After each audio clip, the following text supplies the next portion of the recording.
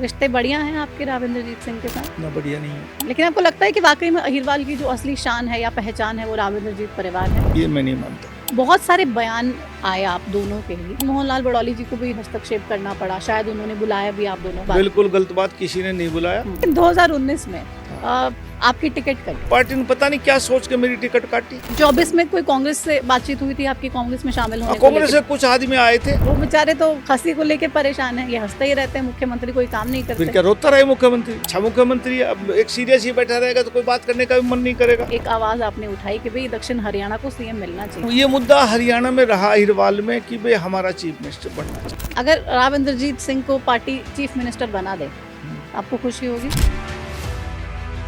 नगर निगम में senior deputy mayor mayor का चुनाव नहीं हो पा रहा है। हरियाणा में कहाँ हुआ? कांग्रेस को कोई एक नसीहत देना चाहेंगे? भूपेंद्र हुड्डा रहेंगे तो कांग्रेस नहीं आएगी। कुलदीप बिश्नोई बीजेपी को आंख दिखा रहे हैं। आज के कह रहे दिन मैं बब्बर हिंदुस्तान शेर में हूं। ऐसा कोई व्यक्ति नहीं जो बीजेपी को आगे दिखा सके। प्रदेश में आपको लग रहा है कानून व्यवस्था चौपट हो चुकी है?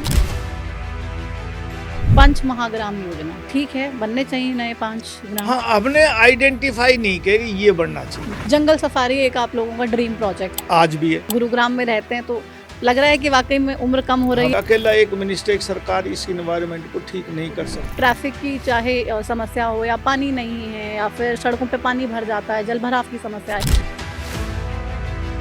गुरुग्राम में हम हैं, हॉस्पिटल ही नहीं। ये महकमा स्वास्थ्य विभाग के अंदर आता है, वो ही बता सकते कब। नमस्कार, आप सभी का बहुत बहुत स्वागत है प्रतिमा दत्ता पॉडकास्ट पर। और आज के इस पॉडकास्ट में हमारे साथ वो नेताजी मौजूद हैं जिनके नाम पर एक अनूठा ही रिकॉर्ड है। ये नेताजी जब भी विधानसभा का चुनाव जीते हैं तब ये मंत्री भी बने हैं कैबिनेट में। यानी कि जो सपना हर किसी का होता है कि भाई चुनाव जीत के मैं मंत्री बन जाऊं, इन नेताजी का वो सपना ना सिर्फ साकार हुआ बल्कि उसको लगातार जी रहे हैं।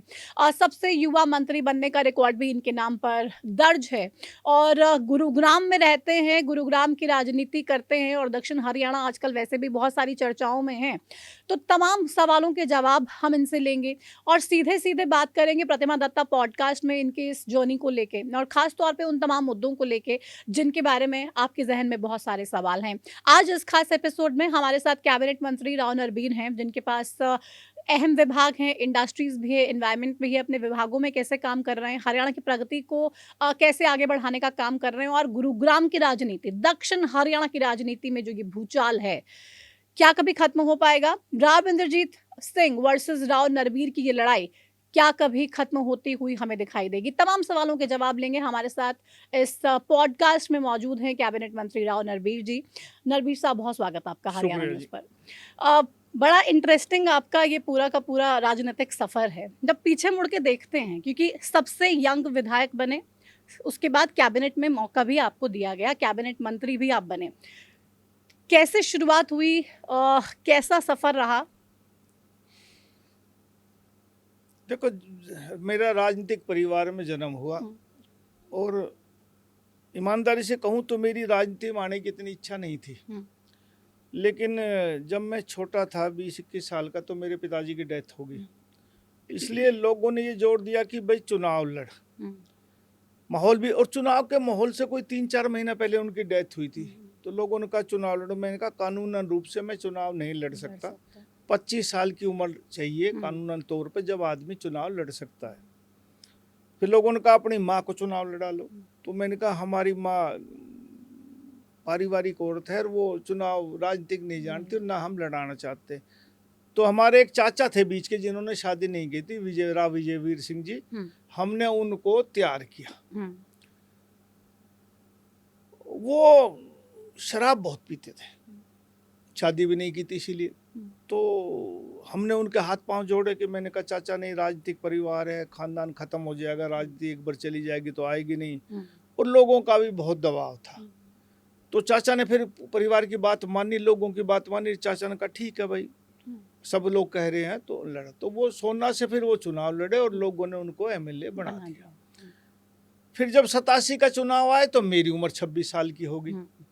फिर लोगों ने मुझे बना दिया चुनाव। तो फिर ऐसे ही मैं हारता रहा, जीतता रहा, हारता रहा, जीतता रहा, ऐसे ही चुनाव चलता। राजनीति में ये कोई पुख्ता नहीं होता कि इतनी अच्छी किस्मत किसी की नहीं होती कि हमेशा जीतता रहे। लेकिन एक मामले में मेरी किस्मत अच्छी रही कि मैं जब भी एमएलए बना, मैं मिनिस्टर बना। ये मेरी किस्मत है।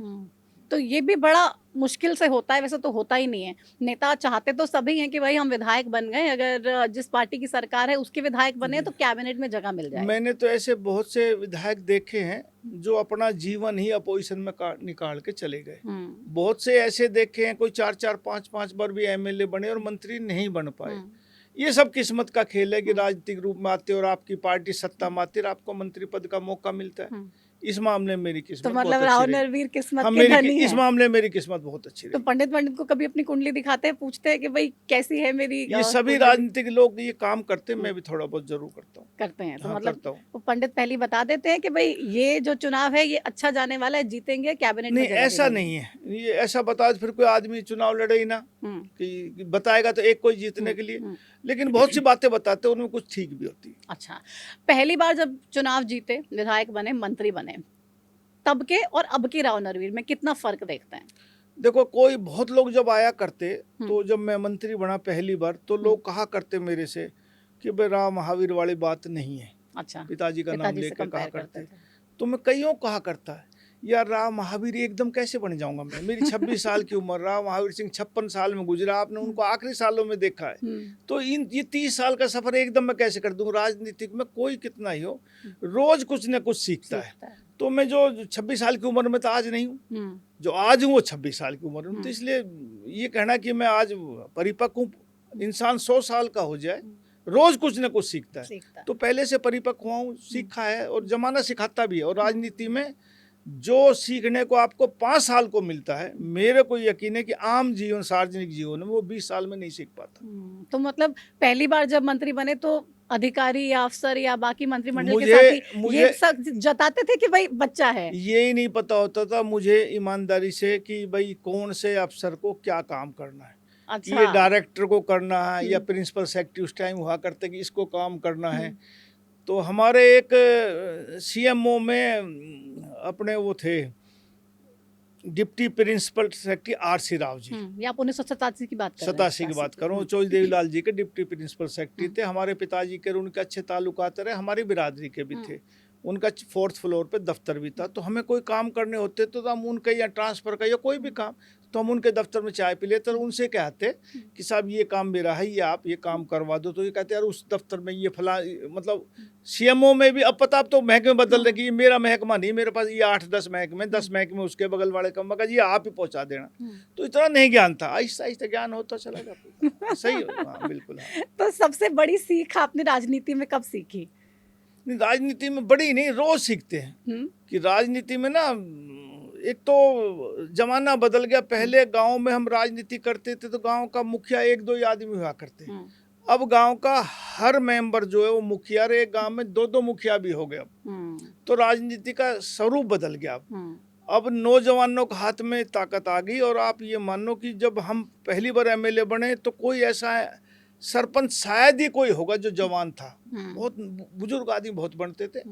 और गांव में 2 पार्टी हुआ करती, एक पार्टी चाहे जवान को बनाए चाहे बुजुर्ग को बनाए, ऐसे ही बनते थे। अब गांव में ज़्यादा पार्टियां नहीं रही। और तकरीबन पूरे हरियाणा का मानचित्र देखो आप, दृश्य, तो राजनीति में तकरीबन 40 साल से कम उम्र के सरपंच है।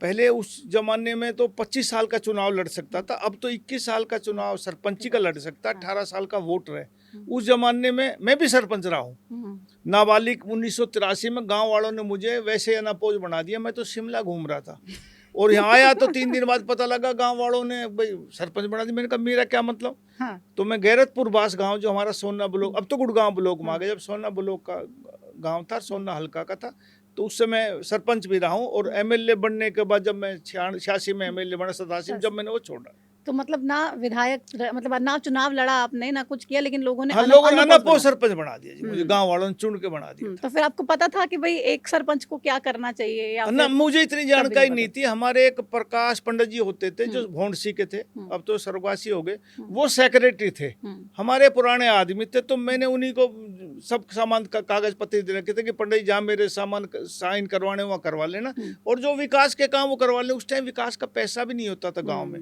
यदि 5,000 रुपए सरकार देती तो बहुत बड़ी ग्रांट मानते थे हम, क्योंकि चाचा एमएलए थे मेरे, तो इसलिए 5-10 हजार रुपए भी दे दिए तो गांव में काम चल जाता था। उस समय और इस समय जब गुरुग्राम में जमीन में इतनी ज्यादा तेजी आ गई है, मतलब अरबों खरबों रुपए लोगों ने कमा लिए हैं, ये विकास कहीं न कहीं प्रॉब्लम भी है। आप देखिए ट्रैफ़िक की चाहे समस्या हो या पानी नहीं है या फिर सड़कों पे पानी भर जाता है, जल-भराव की समस्या है। ये पूरे समय के साथ-साथ आपने देखी है गुरुग्राम में ये तमाम चीज़ें बढ़ती हुई? जब गुड़गांव का पहला मास्टर प्लान आया, हुँ। ये 80 के दशक में आया, हुँ, उस समय मास्टर प्लान बनाने वाले ने ये सपने में भी नहीं सोचा होगा कि गुड़गांव का इंफ्रा हम ऐसा बना रहे हैं, इतनी भीड़ हो जाएगी। सही बात तो ये है, उनकी भी गलती नहीं है। हुँ, जब स्कूटर थे, गाड़ियां नहीं थी, हमारे ही गांव में 90 तक एक गाड़ी 2 गाड़ी होंगी। हुँ, आज एक एक घर में 4 गाड़ियां हैं। तो जिसने मास्टर प्लान बनाया उसने भी उसकी गलती नहीं। लेकिन अब जो मास्टर प्लान कांग्रेस के शासनकाल में आया 2007 में, वो अच्छा आया है। मैं कह रहा हूँ कि उसमें चौड़े 24 मीटर के रोड दिए, उसमें सेक्टर रोड भी बड़े बड़े दिए 84 मीटर के। तो अब इंफ्रा जो नए गुड़गांव में बन रहा है वो अच्छा बन रहा है। लेकिन पुराने गुड़गांव में दिक्कत है, ड्रेनेज की बहुत बड़ी व्यवस्था करनी है, कर भी रही है सरकार। लेकिन उस टाइम रोड बहुत छोटे थे और गाड़ियां उन्हीं इलाकों में बहुत बड़ी। अब DLF फेज 1, फेज 2, 3, ये पुराने मास्टर प्लान के वो अच्छे। तो छोटी छोटी रोडें हैं, आबादी ज़्यादा बढ़ गई, कई कई मंजिल लोगों ने मकान बना लिए। और कई ये तो ऐसे हैं सेक्टर फेज 3 में, DLF फेज 3 में जो छोटे प्लॉट थे उनमें 6-6, 7-7 मंजिलों के मकान बना लिए। आप सोचो, अब वो जो 60 गज के, अब 60 गज के में 7-8 मंजिल बनाएंगे तो आबादी तो बढ़ेगी, गाड़ियां तो बढ़ेंगी। मेरे को नहीं लगता उस इलाके में रहने वाला आदमी कोई स्कूटर पर 90% गाड़ियों में चलते हैं। तो अब कैसे कि उस दूर करें? कागजों में चाहे आबादी गुड़गांव की 20-30 लाख हो सेंसस के अनुसार, क्योंकि 2011 के बाद तो सेंसस हुआ ही नहीं। मेरे अनुसार 1 करोड़ आदमी गुड़गांव में रहता है। तो आबादी तो इन्हीं उसी मास्टर प्लान में चल रही है। नए मास्टर प्लान में दिक्कत नहीं, पुराने में दिक्कत है। तो मतलब आपने गुरुग्राम को बढ़ता हुआ विकास, गुरुग्राम का होता हुआ जी, मैंने गुड़गांव को छावनी के रूप में देखा है। जब ये इसकी 30,000 की आबादी थी गुड़गांव की, और इसको गुड़गांव नहीं बोलता था कोई भी। आज भी कोई बुजुर्ग आदमी सुन रहा होगा, आप गांव में जाके पूछो, जो कोई आज 17-80 साल का है, तो छावनी कहते थे इसको। छोटा सा इलाका था ये, एक नाम मात्र की सदर बाजार में कुछ दुकानें हुआ करती। मेरा जन्म बहरामपुर गांव का है, ये है जो आजकल 73 सेक्टर में है। हम वहाँ फार्म पे रहते थे, माँ वहीं रहती थी, पिताजी हमारे MLA मंत्री थे, गुड़गांव रहते थे। छुट्टी में हम कभी आते स्कूल से, फार्म पे रहते थे तो गुड़गांव आया करते, तो हम माँ से कहा करते, माँ हम छावनी जा रहे हैं। तो छावनी आया करते। आहिस्ता आहिस्ता यहाँ सबसे पहले तो मारुति कंपनी आई जी गुड़गांव में 75-76 में, और उसके बाद 80 के दशक में रियल इस्टेट में एक DLF कंपनी आई। आज तो हजारों कंपनियां हैं। इन 2 कंपनियों ने इस छावनी से Gurgaon, millennium city, cyber city और गुरुग्राम सरकार ने नाम कर दिया। ये सब इन 2 कंपनियों की वजह से आज हम इतने संपन्न हो पाए हैं। बहुत बेकार इलाका था गुड़गांव में, अफसर भी अपनी पोस्टिंग नहीं कराया करते, नहरी पानी का इंतजाम नहीं था। अब हर आदमी को गुड़गांव चाहिए। लेकिन यदि मेरा सोचना है 2 कंपनियां नहीं आती तो Gurgaon cyber city, millennium city नहीं बन। अच्छा, आप गुरुग्राम की तरक्की का जो क्रेडिट है मैं मारुति को और DLF को देता हूँ। बहुत बड़ा योगदान इन 2 कंपनियों का। लेकिन 2019 में आपकी टिकट कटी, ये भी मेरी किस्मत है। हाँ, आपको ये मतलब एहसास था, आभास था ना? 1% भी मेरे को नहीं पता था। मैं तो शायद वो 29 तारीख को मुझे पता लगा, 29 सितंबर था, 30 तारीख को लिस्ट आउट हुई। मुझे तो 30 को सुबह, 29 की शाम को पता लगा कि तेरी टिकट में दिक्कत है। मुझे एकदम भी नहीं पता था। हो जाता, राजनीति में कई कारण हो जाते हैं टिकट कट के। अब क्या उसी पार्टी ने मुझे टिकट दे दिया था, कोई बात नहीं। उसी पार्टी से भी आप जाने भी वाले थे, बहुत सारी चर्चाएं ये भी चली कि राजनीति में 2024 चलती रहती है। जिसमें आदमी, देखो मैं चुनाव लड़ने वाला परिवार का आदमी हूँ, तो यदि चुनाव में पहला ऐसा चुनाव है हमारे परिवार का जब 2019 में मैं चुनाव नहीं लड़ा। नहीं, हार जीत जनता के हाथ में, चुनाव लड़ना। जब मैदान में एक पहलवान लड़ेगा नहीं तो हार जीत कैसे होगी? तो पार्टी ने पता नहीं क्या सोच के मेरी टिकट काटी और अब के सम्मान से मुझे टिकट दी, मैं चुनाव लड़ा। 24 में कोई कांग्रेस से बातचीत हुई थी आपकी, कांग्रेस में शामिल होने को? कांग्रेस से कुछ आदमी आए थे, मैंने बातचीत करी थी। पार्टी चुनाव ना टिकट देती तो हो सकता कुछ होता, लेकिन फिर भी आपको ये लग रहा था कि कम से कम बीजेपी सरकार नहीं बनाएगी 24 में, फिर भी आपने बीजेपी की मैं पार्टी छोड़ के राजी नहीं था, लेकिन मैं चुनाव लड़ के राजी था। मैं ऐसा नहीं कि भाई मैं सत्ता में रहूं, हम तो अपोजिशन रहे, चुनाव हारे भी बहुत बने, लेकिन चुनाव लड़ने वाला परिवार है। अब यदि पार्टी टिकट ही ना देगी तो फिर सारा आदमी सोचता है। लेकिन ये 1% मुझे अब को उम्मीद नहीं थी कि भाजपा तीसरी बार सरकार बनाएगी, और उनकी सरकार बनी। और भाई मैं ये कह सकता हूँ कि इसमें बहुत बड़ा जादू जो तीसरी बार सरकार बनी है, ये नायब सिंह के चेहरे का है। काम की तो मैं यूं नहीं कह सकता कि काम करने का तो उनको मौका ही नहीं मिला। जिस दिन वो मुख्यमंत्री बने पहली बार तो अगले दिन आचार संहिता लगी, फिर आचार संहिता खुली तो 2-2.5 महीने बाद फिर विधानसभा की लगी। तो उन 2-3 महीने में क्या चीफ मिनिस्टर काम कर सकता है? काम तो उनके इस पंचवर्षीय योजना कर पा रहे, अब 1.5 साल अब कर पा रहे। अब इस पंचवर्षीय योजना में हम कह पाएंगे कि नायब सैनी जी ने ये काम किए। तो उस समय तो इनकी शकल की और इनकी हंसी की टिकट का बहुत प्रभाव पड़ा। हाँ, मैं कहता हूँ कि भाई मैंने उनको भी कहा है कि, और मैंने सदन में भी कहा है कि नायब सैनी की हंसी आप लोगों को कांग्रेस वालों मार देगी। वो बेचारे तो हंसी को लेके परेशान है, ये हंसते ही रहते हैं, मुख्यमंत्री कोई काम नहीं करते। फिर क्या रोता रहे मुख्यमंत्री? अरे मुख्यमंत्री काम है लोगों को हंसाए, खुद भी हंसे, लोग दुखी ना पाए। अच्छा मुख्यमंत्री है, अब एक सीरियस ही बैठा रहेगा तो कोई बात करने का भी मन नहीं करेगा। तो इतना अच्छा मुख्यमंत्री सरकार पार्टी ने दिया तो हमें तो अच्छा लगना चाहिए। मतलब सिर्फ हंसते नहीं है सीएम साहब, काम भी करते हैं। काम भी करते हैं। विपक्ष को लग रहा है सिर्फ हंसते हैं, काम नहीं करते। नहीं, ऐसी बात नहीं है। सब मुख्यमंत्री काम करते हैं। काम करने की सब मुख्यमंत्री अपने अपने समय में कोशिश करी। कोई ज्यादा कर पाए, कोई कम कर पाए, इसकी उम्र नहीं है। बहुत मेहनत करते हैं। सुबह 7 बजे उठ कर कितने दिन कहाँ घूमते आप सोच भी नहीं सकते। बहुत काम करते हैं। अब गुरुग्राम का जब भी जिक्र आता है तो 2 बड़े नाम आ जाते हैं, राव नरबीर सिंह, राव इंद्रजीत सिंह। रिश्ते बढ़िया हैं आपके राव इंद्रजीत सिंह के साथ? ना बढ़िया नहीं है। नहीं। लेकिन राव इंद्रजीत सिंह उम्र में, कद में, हैसियत में, एजुकेशन में, पैसे में मेरे से ज्यादा बड़े हैं। आखिरी बार आपकी राव इंद्रजीत जी से कब बात हुई थी? बात तो नहीं हुई, मुलाकात कल भी हुई थी स्टेज पे। बस रैली के मंच पे ही हुई। हाँ, मंच पे मुलाकातें हो जाती है। तो पीछे बहुत सारे बयान आए आप दोनों के ही, उसके बाद मोहनलाल बड़ौली जी को भी हस्तक्षेप करना पड़ा। शायद उन्होंने बुलाया भी आप दोनों को या अलग अलग बात? बिल्कुल गलत बात, किसी ने नहीं बुलाया और कोई बातचीत नहीं करी। लेकिन क्यों करें हम बातचीत फालतू? आप लोग करवाते हो, हम करते नहीं। नहीं, मोहनलाल बड़ौली जी ने बातचीत की थी? ने कोई बातचीत नहीं करी। क्योंकि मुझे तो इंटरव्यू में उन्होंने कहा था कि कह दिया। मैं कह रहा हूँ वैसे आप चर्चा करते रहते बैठे रहते, ऐसे कोई आदेश निर्देश नहीं थे। हम खुद ही समझदार हैं, क्यों करें? अच्छा, तो पार्टी से मतलब ये कह दिया गया था कि एक दूसरे पे इतने निजी हमले मत कीजिए। ठीक बात नहीं, हम नहीं करते। अब नहीं होती है ना। गुरुग्राम से दक्षिण हरियाणा से एक आवाज़ आपने उठाई कि भाई दक्षिण हरियाणा को सीएम मिलना चाहिए, सैनी साहब यहाँ से चुनाव आप लड़ लीजिए। तो ये कम से कम इलाके के लोगों की जो उम्मीद है या एक ख्वाहिश है वो पूरी हो जाएगी। सीएम साहब ने हालांकि साफ तौर पे मना कर दिया, भाई हरियाणा का ही पूरा मुख्यमंत्री होता है, किसी इलाके का नहीं होता। सबका साथ सबका विकास की तर्ज पर भारतीय जनता पार्टी काम करती है।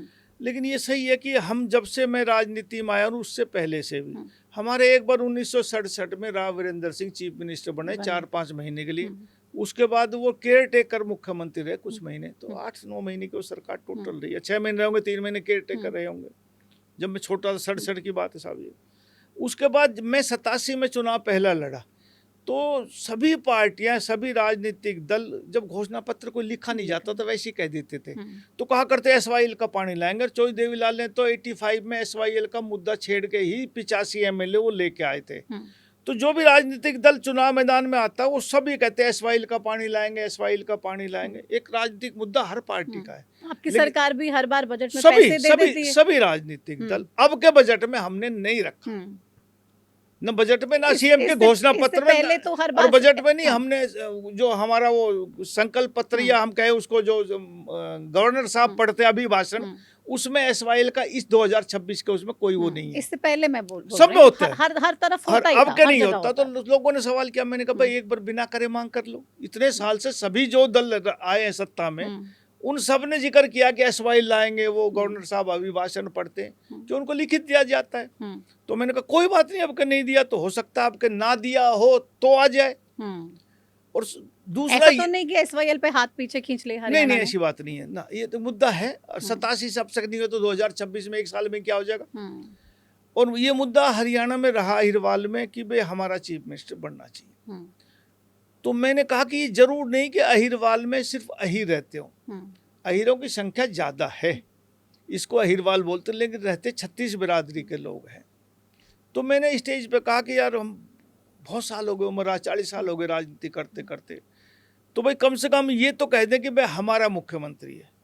और मेरे हिसाब से मैंने गलत भी नहीं कहा कि भाई मनोहर लाल जी रोहतक के रहने वाले, करनाल से चुनाव लड़ा, सीएम बन गए, 2 योजना। करनाल वाले कहते हैं हमारा मुख्यमंत्री है। बता करनाल मनोहर लाल जी का क्या? नायब सैनी जी नारायणगढ़ में पैदा हुए, पहला चुनाव नारायणगढ़ से जीते, दूसरा वो कुरुक्षेत्र से एमपी बने, तीसरा वो करनाल से बने, चौथा वो लाडवा कुरुक्षेत्र माता वहां से बने। तो भाई मैंने कह दिया भाई आपकी भी आदत है बदलने की, पार्टी दूसरी दूसरी जगह टिकट देती है, डिलिमिटेशन होगा, गुड़गांव में तकरीबन 8 सीट बनेगी, एक बार यहाँ से लड़ लो आप, तो हमारी भी इच्छा पूरी हो जाएगी, हम भी लोगों को अहिरवाल को कहने वाले हो जाएंगे कि हमारे यहाँ का मुख्यमंत्री है। तो उन्होंने कहा नहीं, उन्होंने अपने स्पष्ट टिकट दिया कि भाई नहीं हम तो हरियाणा के सारे मुख्यमंत्री, ठीक बात है, यहाँ से रहेगा जब भी सारे का रहेगा, भाई गुड़गांव जिले से बन जाएगा, सारा हरियाणा थोड़ा ना कटेगा जब भी रहेगा, तो लेकिन हमारी तसल्ली हो जाएगी कि भाई हमारे अहिरवाल का मुख्यमंत्री। और राव इंद्रजीत सिंह, आरती राव, तमाम जो कार्यक्रम अलग अलग होते हैं, कहीं ना कहीं दर्द है या फिर तकलीफ है कि भाई इस परिवार को वो जो मिलना चाहिए था वो नहीं मिला है। नहीं, गलत बात है ये, मैं कहूँगा नहीं, लेकिन एक बात तो आप क्या नहीं दिया, देश का पहला वो है, बाप कैबिनेट में मिनिस्टर है, बेटी यहाँ है, और क्या चाहिए साहब। कह रहे हैं अहिरवाल में जो प्रभाव है बीजेपी का, हाँ वो तो इंद्रजीत परिवार की तरफ से वजह से है। उनकी बहुत बड़ी एक वजह है, एक बहुत बड़ी वजह है, उनका बड़ा नाम है, लेकिन आप एक बात सोचिए क्या नहीं दिया बीजेपी ने। ज्यादा चर्चा में नहीं करूंगा, लेकिन बीजेपी ने बहुत कुछ दिया है। अगर राव इंद्रजीत सिंह को पार्टी चीफ मिनिस्टर बना दे, आपको खुशी होगी? हाँ, मैं अहिरवाल खुशी होगी मुझे। मैं तो आप मेरा वीडियो रिकॉर्डिंग निकलवाओ, मैंने यादव समाज रेवाड़ी में हमारा फंक्शन होता है साल में, मैं हर जगह कह के आया हूँ कि वो मुझसे बड़े, मैं आपके चैनल पे भी कहा है, और इस यादव समाज में यदि वो आएंगे तो सबसे पहली माला मैं पहनाऊंगा, ऐसा कोई बात नहीं। चाहे आपकी बात हो या ना हो, लेकिन अगर मुख्यमंत्री बनते हैं, बिल्कुल मैं तो खुश हूँ हाँ कि अहिरवाल का कम से कम मुख्यमंत्री। नरवीर सिंह के काम नहीं होंगे, मेरी व्यक्तिगत लड़ाई हो सकती है। अच्छा, आपको पता है कि वो सीएम बनेंगे तो आपके काम नहीं होंगे? हाँ, लेकिन इलाके के तो होंगे। अरे हम कभी एमएलए नहीं रहते, जब भी तो काम लोगों को होते, हमारे तो नहीं होते ना। हाँ। आगे भी नहीं हुए, कोई क्या जरूरत है, लेकिन अहिरवाल के काम तो 10 फालतू होंगे। लेकिन आपको लगता है कि वाकई में अहिरवाल की जो असली शान है या पहचान है वो राव इंद्रजीत परिवार है? ना, ये ऐसी गलत बात है, ये नहीं, ये मैं नहीं मानता, ऐसी बात नहीं। सबकी पहचान है, पार्टी की पहचान ज्यादा, आप मानो। तो मतलब अहिरवाल में बीजेपी ज्यादा हावी है कि इंद्रजीत परिवार? बीजेपी ज्यादा हावी है। जब बीजेपी हावी होगी और माननीय मोदी जी की मीटिंग होगी 13 सितंबर या 15 सितंबर था, उसके बाद राव इंद्रजीत आए बीजेपी में, तो वो ऐसी एक ऐतिहासिक जनसभा हुई तो उसमें राव इंद्रजीत सिंह थे ही नहीं उस समय। तो ये बात है, भारतीय जनता पार्टी के कैडर बेस पार्टी है, उनका अपना जनाधार है, ऐसी बात नहीं। तो क्योंकि आप दोनों की लड़ाई की वजह से ना बाकी प्रॉब्लम्स बहुत ज्यादा होते हैं। अब आप देखिए नगर निगम में सीनियर डिप्टी मेयर का चुनाव नहीं हो पा रहा है। हरियाणा में कहाँ हुआ? गुटबाजी की वजह से ना, कहीं भी नहीं हुआ। तो आप हमारी क्या गुटबाजी है? आप एक जगह मानेसर को छोड़ के बता दीजिए जहाँ चुनाव हुआ हो पूरे हरियाणा में, तो गुटबाजी कोई केवल यही है क्या? फरीदाबाद में भी है, नहीं पार्टी पर्यवेक्षक और जगह भी तो नगर निगम और जगह भी तो वहां भी नहीं हुए। 10 तारीख के बाद ये जैसे लोकल बॉडीज के चुनाव हो जाएंगे उसके बाद आप देखेंगे चुनाव हो जाएंगे। तो अकेले गुटबाजी की बात नहीं, गुटबाजी नहीं है ना, ऐसा नहीं, गुटबाजी होती लेकिन नहीं ऐसे सोच रहे हो आप। 10 तारीख के बाद आपको परिणाम नजर आएगा। क्योंकि लोग कह रहे हैं कि भाई सीनियर डिप्टी मेयर और मेयर में आप दोनों की ठनी हुई है, वो चाह रहे हैं कि उनके लोग बने, आप चाह रहे हैं कि आपके लोग बने। जो पार्टी कहेगी वो बन जाएगा, बिल्कुल गलत बात है। ये तो मीडिया वाले, अखबार वाले, कुछ लोग हमारे कुछ उनके कह देते हैं, लेकिन एक्चुअल बात है जो पार्टी कहेगी वो बनेगा। क्योंकि फरीदाबाद में भी बड़ौली साहब पहुंच गए, पार्षदों की मीटिंग करी और उन्होंने साफ तौर पर मना कर दिया कि नहीं ऐसे नहीं होगा चुनाव। हाँ, तो पार्टी को लोगों की सुननी चाहिए और वो पार्टी सुनेगी, फैसला जो होगा वो माना जाएगा। गुरुग्राम में हम हैं और एक बहुत बड़ी समस्या ये है, हॉस्पिटल ही नहीं है। आप देखिए कि लोगों को कितनी बड़ी परेशानी है। बड़े बड़े लोग तो चले जाएंगे मैदानता में या प्राइवेट हॉस्पिटल्स में इलाज कराने के लिए, आम लोग आखिर कहाँ पर जाएं, क्या कुछ करें? क्योंकि आपने एक अपना पर्सनल चुनावी वादे का भी लोगों से वादा किया था और कहा था कि भाई ये मेरे प्रोमिसेस हैं, मैं जीत गया तो ये चीज़ें करूँगा, उसमें हॉस्पिटल का जिक्र भी था। तो उनका क्या कुछ अपडेट है, वो कहाँ तक पहुँचा था? अपने उस मैनिफेस्टो में कहा था कि गुड़गांव में 4 हॉस्पिटल छोटे छोटे बनने चाहिए, चारों कोणों पे। गुड़गांव बढ़ता हुआ शहर है, बहुत बड़ी आबादी, एक जगह हॉस्पिटल से काम नहीं चलेगा। और 4 सब्जी मंडी होनी चाहिए। अब एक सब्जी मंडी, इतने हमें कहूँ करोड़ लोग रहते हैं, कई लाख लोग रहते हैं, तो एक सब्जी मंडी से कैसे काम चलेगा? तो मैंने नगर निगम को भी हिदायत दी है, कमिश्नर साहब को भी कहा है कि भाई ज़मीन आइडेंटिफाई करो, 2-2, 3-3 एकड़ चारों कोणों पे 4 सब्जी मंडी बनाओ। और मैंने मुख्यमंत्री जी पिछले दिनों भी कहा, मीटिंग में भी कहा है, वैसे भी कहा है जब भी मिलते हैं, कि गुड़गांव में एक जो पुराना सिविल हॉस्पिटल इसकी जल्दी से जल्दी आधारशिला रखो। ये कब होगा, मतलब होने को ही नहीं आ रहा है? ये महकमा स्वास्थ्य विभाग के अंदर आता है। नाम ले सकते हैं आप हाँ स्वास्थ्य बस, मंत्री हाँ का? बस, तो वो ही बता सकते कब होगा। लेकिन आप कैबिनेट की मीटिंग में तो साथ ही बैठते होंगे, हाँ बिल्कुल। मीटिंग्स में तो बैठते हाँ, ही होंगे मीटिंग में जो सरकार जो की। जो एजेंडा आता है उसकी चर्चा होती है, इसकी हम्म, चर्चा नहीं होती। अच्छा, तो कभी भी मतलब गुड़गांव के हॉस्पिटल की चर्चा आपके सामने नहीं हुई है? ना हुई है, जो मुख्यमंत्री मैं जिक्र करता हूँ तो कह रहे हम्म, कर रहे हैं, कर रहे हैं, कर रहे हैं, तो जल्दी अच्छा, हो कोई जाएगा। टाइमलाइन या कोई डेडलाइन नहीं ना है कि भाई? डेडलाइन होती तो हो जाता अब तक। तो मतलब बट दुर्भाग्यपूर्ण तो है, गुरुग्राम के पास हाँ हॉस्पिटल बिल्कुल ही नहीं है दुर्भाग्य है सरकारी। गुड़गांव का कि 11 साल हो गए हम्म हॉस्पिटल नहीं है। एक छोटा सा हॉस्पिटल, आबादी बढ़ रही है हम्म और इलाकों में बन गए बड़े बड़े। हम्म, लेकिन हमारी एक खुशकिस्मती है कि हमारा खेड़की माजरा का मेडिकल कॉलेज तैयार हो गया हम्म। और वो 2-3 महीने में उसमें हम उसको चालू कर देंगे। तो मतलब वो राहत मिल बहुत पाएगी, लेकिन ये एक बहुत बड़ी सरकारी राहत मिल अस्पताल जाएगी। कब होगा 400 बेड वाला, हाँ, इसका लेकिन कुछ मेडिकल कॉलेज हो जाएगा तो वहाँ फैसिलिटी वहाँ भी मिलेगी। ट्रैफिक बहुत ज़्यादा है, फंसते तमाम लोग ही हैं, और बारिश आ जाए तो फिर बस भूल ही जाओ कि हाँ, घर देखो कब जी, मैंने पहुंचेंगे। पहले कहा कि जो मास्टर प्लान तैयार किया गया था वो 80 के दशक का था हम्म, और आबादी इतनी बढ़ गई, गुड़गांव में एक एक घर में कई कई गाड़ियां खड़ी हम्म, हैं। लोगों ने स्टील पार्किंग का भी मंजूरी ली, स्टील पार्किंग हम्म। बनाई, लेकिन सब ने अपने अपने कॉमर्शियल काम उस स्टील स्टील पार्किंग में में करना कर शुरू लिए। कर दिया। अब हाई कोर्ट के आदेश भी आए हैं हम्म, कि जिन्होंने स्टील पार्किंग पे यूज अपना कॉमर्शियल कर रहा है उनको तोड़ो, हम्म, जिन्होंने बाहर रैंप बना रखे हैं उनको उनको तोड़ो। तोड़ो। कुछ हल्ला भी मच रहा है, लोग परेशान भी हैं, हम्म, लेकिन ये सरकार का फैसला नहीं, कोर्ट का फैसला है। हम्म, और ये तकरीबन जितना आउटर गुड़गांव आ रहा है मेरी विधानसभा में आता है, हम्म, लेकिन कोर्ट के आदेश की वो मॉनिटरिंग हाई कोर्ट कर रहा है। हम्म, सीएस की मीटिंग लेते हैं, वो पूछते हैं रोज कि क्या कर रहे हो, हम्म, तो उनको दिखाना भी पड़ता है और कार्रवाई भी हो रही है। लेकिन जो छोटी सड़कें बन गई वो तो बन गई, अब तो होगी चौड़ी है। हो नहीं सकती। हम्म, लेकिन जिन जिन लोगों ने आगे बैरिकेटिंग करके लोन बना दिया या अपना रैंप दूर दूर तक निकाल लिया, उनको भी सोचना चाहिए कि तुम क्या कर रहे हो, गाड़ियाँ कहाँ खड़ी है। जिनने स्टील पार्किंग बना ली वो भी कॉमर्शियल यूज करे, गाड़ी बाहर खड़ी कर रहे हैं, 4 मंजिल की आपने परमिशन ले ली, तो लोग भी जागरूक होंगे जब बात कुछ समझ आएगी। इन्वायरमेंट को लेके एक बड़ी चिंता है, वो बड़ी चिंता आपकी भी थी, क्योंकि गुरुग्राम में रहते हैं, तो लग रहा है कि वाकई में उम्र कम हो रही हाँ है। आपने बिल्कुल। पहले भी कहा था ये, अभी लग रहा है कि आज परेशानी भी और मैं बड़ी कह है। रहा हूँ, मैं इन्वायरमेंट मिनिस्टर होने के बाद भी वो कार्रवाई नहीं कर पाए जो मुझे करनी चाहिए। और मैं आज भी कहता हूँ कि अकेला एक मिनिस्टर, एक सरकार इस इन्वायरमेंट को ठीक नहीं कर सकती। जब तक आम आदमी की भागीदारी, आम आदमी इसमें सहयोग नहीं करेगा, इन्वायरमेंट ठीक नहीं हो सकता। मेरा अपना आकलन ये है कि जो सिंगल यूज प्लास्टिक और पॉलीथीन के बैग हैं, ये 40% पोल्यूशन करते हैं। सिंगल यूज प्लास्टिक कब से बैन है? मतलब 2013 एंड हरियाणा में एंड बनना से। बिकना बैन है, लेकिन बन भी रहा है, बिक भी रहा है, लोग यूज भी कर मैं रहे कह हैं। रहा हूँ कि हम खूब छापा मरवा रहा हूँ मैं। अब भी मैंने फ्राइडे को मीटिंग यहाँ पूरे सभी आरओज की, मेरे एसीएस सुधीर राजपाल जी, मेरे पोल्यूशन कंट्रोल बोर्ड के चेयरमैन जय गणेशन जी और सभी आरओ, पूरे इन्वायरमेंट डिपार्टमेंट के अधिकारियों को 3 घंटे तक गुड़गांव में मीटिंग करी और उनको भी कहा है कि भाई कुछ भी करो, ये गुड़गांव में और एनसीआर में प्रदूषण मुक्त गुड़गांव होना चाहिए। और एक और बात कि हमारा यमुना में 11 ऐसी जगह चिन्हित है जहाँ से नदी नाले ये जाते हैं, गंदे नाले जो पानी के यमुना मिलते हैं। और मोदी जी ने दिल्ली के विधानसभा चुनाव में घोषणा की थी कि भाई हम 5 साल में इस यमुना को साफ करेंगे। तो एचएम साहब भी, अमित शाह जी भी इसकी मॉनिटरिंग करते हैं समय अनुसार।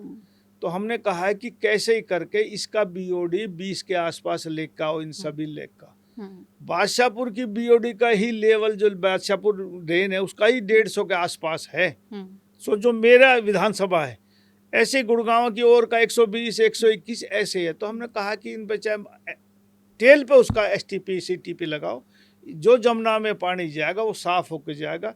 ऐसे 11 जगह हरियाणा में हैं जो यमुना में गिरती हैं, उन सब के हम तैयारी कर रहे हैं। बहुत जगह एसटीपी की शुरुआत होगी, कुछ जगह और करने जा रहे हैं। लेकिन यमुना में हम भी अपने रिपोर्टर्स को भेजते हैं ग्राउंड पे चेक करके आने के लिए कि भाई बीजेपी की सरकार जब से बनी है कितना बदलाव देखने को मिल रहा है। कोई खासा बदलाव तो मैं अभी खुद नहीं कह रहा देखने हूँ को उतना बदलाव नहीं, लेकिन आहिस्ता आहिस्ता आपको बदलाव नजर आएगा। अब कार्रवाई चालू हुई है। तो क्या इन्वायरमेंट के लिए आप करना चाहते हो? बेसिकली दिल्ली एनसीआर पे फोकस करके, या फिर गुरुग्राम की ही बात? नहीं, गुरुग्राम की नहीं, पूरा हरियाणा की। लेकिन क्योंकि एनसीआर में ही ज्यादा पोल्यूशन है, प्रॉब्लम ज्यादा है, तो हमने कोशिश करी कि इलेक्ट्रिक व्हीकल को बढ़ावा दिया जाए। पहले ये था कि 70 लाख रुपए तक की गाड़ी को हम सब्सिडी देते थे, वो मैंने कैंसिल कर दिया। मैंने कहा 70 लाख की तो बहुत महंगी गाड़ी है, पैसे वाले को सब्सिडी नहीं देगा। अब 20 लाख रुपए तक के लोगों को जो ईवी की गाड़ी खरीदेगा उसका 10% शायद मैंने किया है। तो एक तो उसका, और दूसरा ये कि मैं इलेक्ट्रिक ट्रैक्टर की भी कह रहा हूँ, और इलेक्ट्रिक ट्रैक्टर वाले कंपनियों को भी एक दो को बुलाया मैंने कि हरियाणा में इलेक्ट्रिक ट्रैक्टर लगाओ, क्योंकि जमींदारों पर बहुत खर्चा पड़ता है, डीजल महंगा भी होता है, धुआं भी छोड़ता है, पोल्यूशन भी होता है। तो मैंने कहा इस पे भी सब्सिडी हम 5 लाख रुपए एक ट्रैक्टर पे देंगे। ऐसे ही बहुत जगह ये जो हम पॉलीथीन के ऊपर छापे मार रहे हैं, एसटीपी की जो लग रहे हैं चल रहे हैं फिलहाल, नए तो अलग बनेंगे, इनके में भी इक्विपमेंट ठीक हो, ये ठीक चले, इनकी मॉनिटरिंग ठीक हो, कैमरा इन पे लगे। वो भी हमने कहा है कि जितने सीटीपी जितने एसटीपी लगे हुए हैं, पोल्यूशन डिपार्टमेंट इनकी समय अनुसार इनकी जानकारी रखे और पूरा कैमरा लगा के इसके ऑनलाइन मॉनिटरिंग करे। तो वो बहुत जल्दी इसकी ऑनलाइन मॉनिटरिंग होगी। जब भी बीओडी बिगड़ेगा उसका नोटिस दिया जाएगा, चाहे वो सरकारी डिपार्टमेंट हो चाहे वो प्राइवेट फैक्ट्री हो, कोई इंडस्ट्री। लेकिन अक्सर ये कह दिया जाता है कि भाई पोल्यूशन है तो किसान की पराली की वजह से है, पोल्यूशन है तो किसान प्रॉब्लम है। मैं एक बात मानता हूँ कि पोल्यूशन जब भी होता है, पराली उस टाइम बंद हो चुकी होती जब भी होता है, और पराली का मेरा अपना आकलन है कि 4% से ज़्यादा नहीं होता। सबसे ज़्यादा यदि आप किसी साइंटिस्ट से पूछेंगे तो गाड़ियों का धुआं और जो डस्ट है जो सड़क के किनारे, ये ज़्यादा पोल्यूशन करता है। ये हमने अभी नगर निगम को भी कहा, जीएमडी को भी कहा कि ये जो सड़कों के साथ साथ लगता हुआ डस्ट है इसको हटाओ। और मुख्यमंत्री जी ने भी सड़क पे घूम कर निरीक्षण किया था, आपके जब आए थे तो पूरी सड़कों पे घूमे। अधिकारी भी चिंतित हैं और कोशिश कर रहे हैं, तो उसका रिजल्ट निकलेगा। अधिकारी चिंतित हैं क्योंकि ये कहा जाता है कि बीजेपी की सरकार का अधिकारियों पे कोई कंट्रोल नहीं है। नहीं, ऐसी बात नहीं है। आपको खुद दिखेगा, आप खुद गुड़गांव में रह रहे हो, आपको नजर आएगा कि फर्क है। तो आप कह रहे हो कि मतलब अधिकारी अब चिंतित है, ट्रैक पे ला रहे हो। बिल्कुल। आप देखो एकदम बदलाव नहीं होता, ये डेमोक्रेसी है। डेमोक्रेसी में आहिस्ता आहिस्ता काम चलते हैं, अलॉट होते हैं, टेंडर होता है, फिर ठेकेदार आता है, फिर वो शुरू करता है। थोड़ा समय लगेगा। ये ठीक है कि हमारा ज़्यादा समय 18 महीने बीत गए जो नहीं बीतने चाहिए थे, लेकिन अब जल्दी नजर आएगा आपको। तो आप कह रहे हैं एनवायरमेंट इन चीज़ों को अगर हम कर लें तो ठीक कम हो पाएगा। हाँ, बहुत कुछ हो पाएगा। यदि डस्ट नहीं उड़ेगा तो बहुत फर्क नजर आएगा। E20 पेट्रोल आप लोग लेकर आ गए और लोगों की गाड़ियां बैठ गई, इंजन खराब होने शुरू हो गए, गाड़ियों की माइलेज आना बंद हो गई। आप लोग कह रहे हैं भाई इससे पोल्यूशन कम होगा। अब आप E85 पेट्रोल की बात कर रहे हैं, लोगों को चिंता हो रही है कि गाड़ियां बचेंगी भी। आप मतलब नॉर्मल पेट्रोल डीजल वाली गाड़ियां चलने देंगे या फिर पूरी खत्म करके ही मानेंगे? मैं तो खुद ये कहता हूँ कि जो कॉमर्शियल व्हीकल है उसका ये 15 साल का पेट्रोल का 10 साल का डीजल का नहीं होना चाहिए था। आप कॉमर्शियल व्हीकल को तो अलग है कि ज्यादा चलती है, घरों में मेरी गाड़ी एक मेरे पास टोयोटा कोरोला थी, उसको 15 साल हो गए, मैंने देनी पड़ेगी। वो 35,000 किलोमीटर चली। आप सोच 35,000 में गाड़ी का क्या बिगड़ा उसका। तो जो प्राइवेट व्हीकल्स है उनका थोड़ा टाइम सरकार को भी सोचना चाहिए। हम भी कोशिश करेंगे कि उसका टाइम बढ़ाया जाए या किलोमीटर के हिसाब से, लेकिन किलोमीटर के हिसाब से सरकार यूं नहीं कर सकती सब अपना वापस कर लेंगे किलोमीटर, तो ये तो हो नहीं सकता, संभव नहीं। लेकिन प्राइवेट तौर पे गाड़ी इतनी चलती नहीं है जितना सोच। तो E85 पेट्रोल आप हक में हैं इसके? अब जो सरकार ऊपर वाली करेगी सबको हक में रहना ही पड़ेगा, चाहे आम लोगों को प्रॉब्लम हो। नहीं, आम लोगों को प्रॉब्लम नहीं होनी चाहिए, लेकिन इसकी काउंटिंग कौन करता है कि कितने लोग परेशान हैं? ये मैटर नहीं करता है।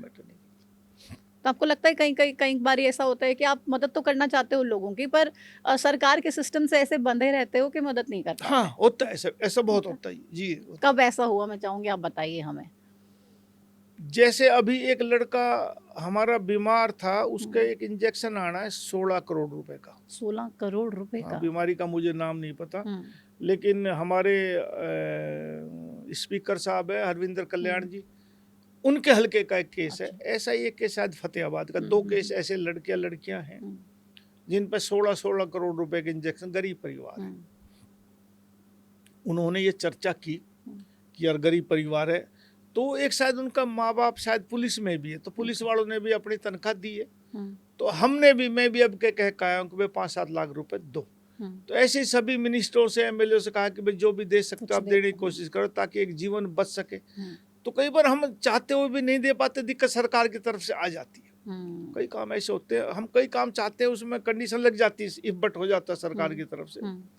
लेकिन जनहित में मुख्यमंत्री के पास अधिकार है कि रिलैक्सेशन देके वो काम कर सकते हैं। प्रदेश में आपको लग रहा है कानून व्यवस्था चौपट हो चुकी है? नहीं, उतना तो नहीं, लेकिन एक ऐसा काम हो गया, अब ये जो सोशल मीडिया नहीं, मैं इलेक्ट्रॉनिक मीडिया चला, ऐसी ऐसी जगह से धमकी आती जिसको आप पकड़ ही नहीं पाते।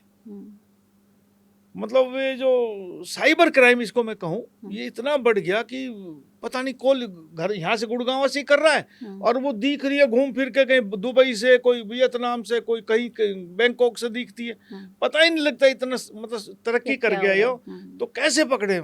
ये बड़ी दिक्कत आती है पुलिस को भी।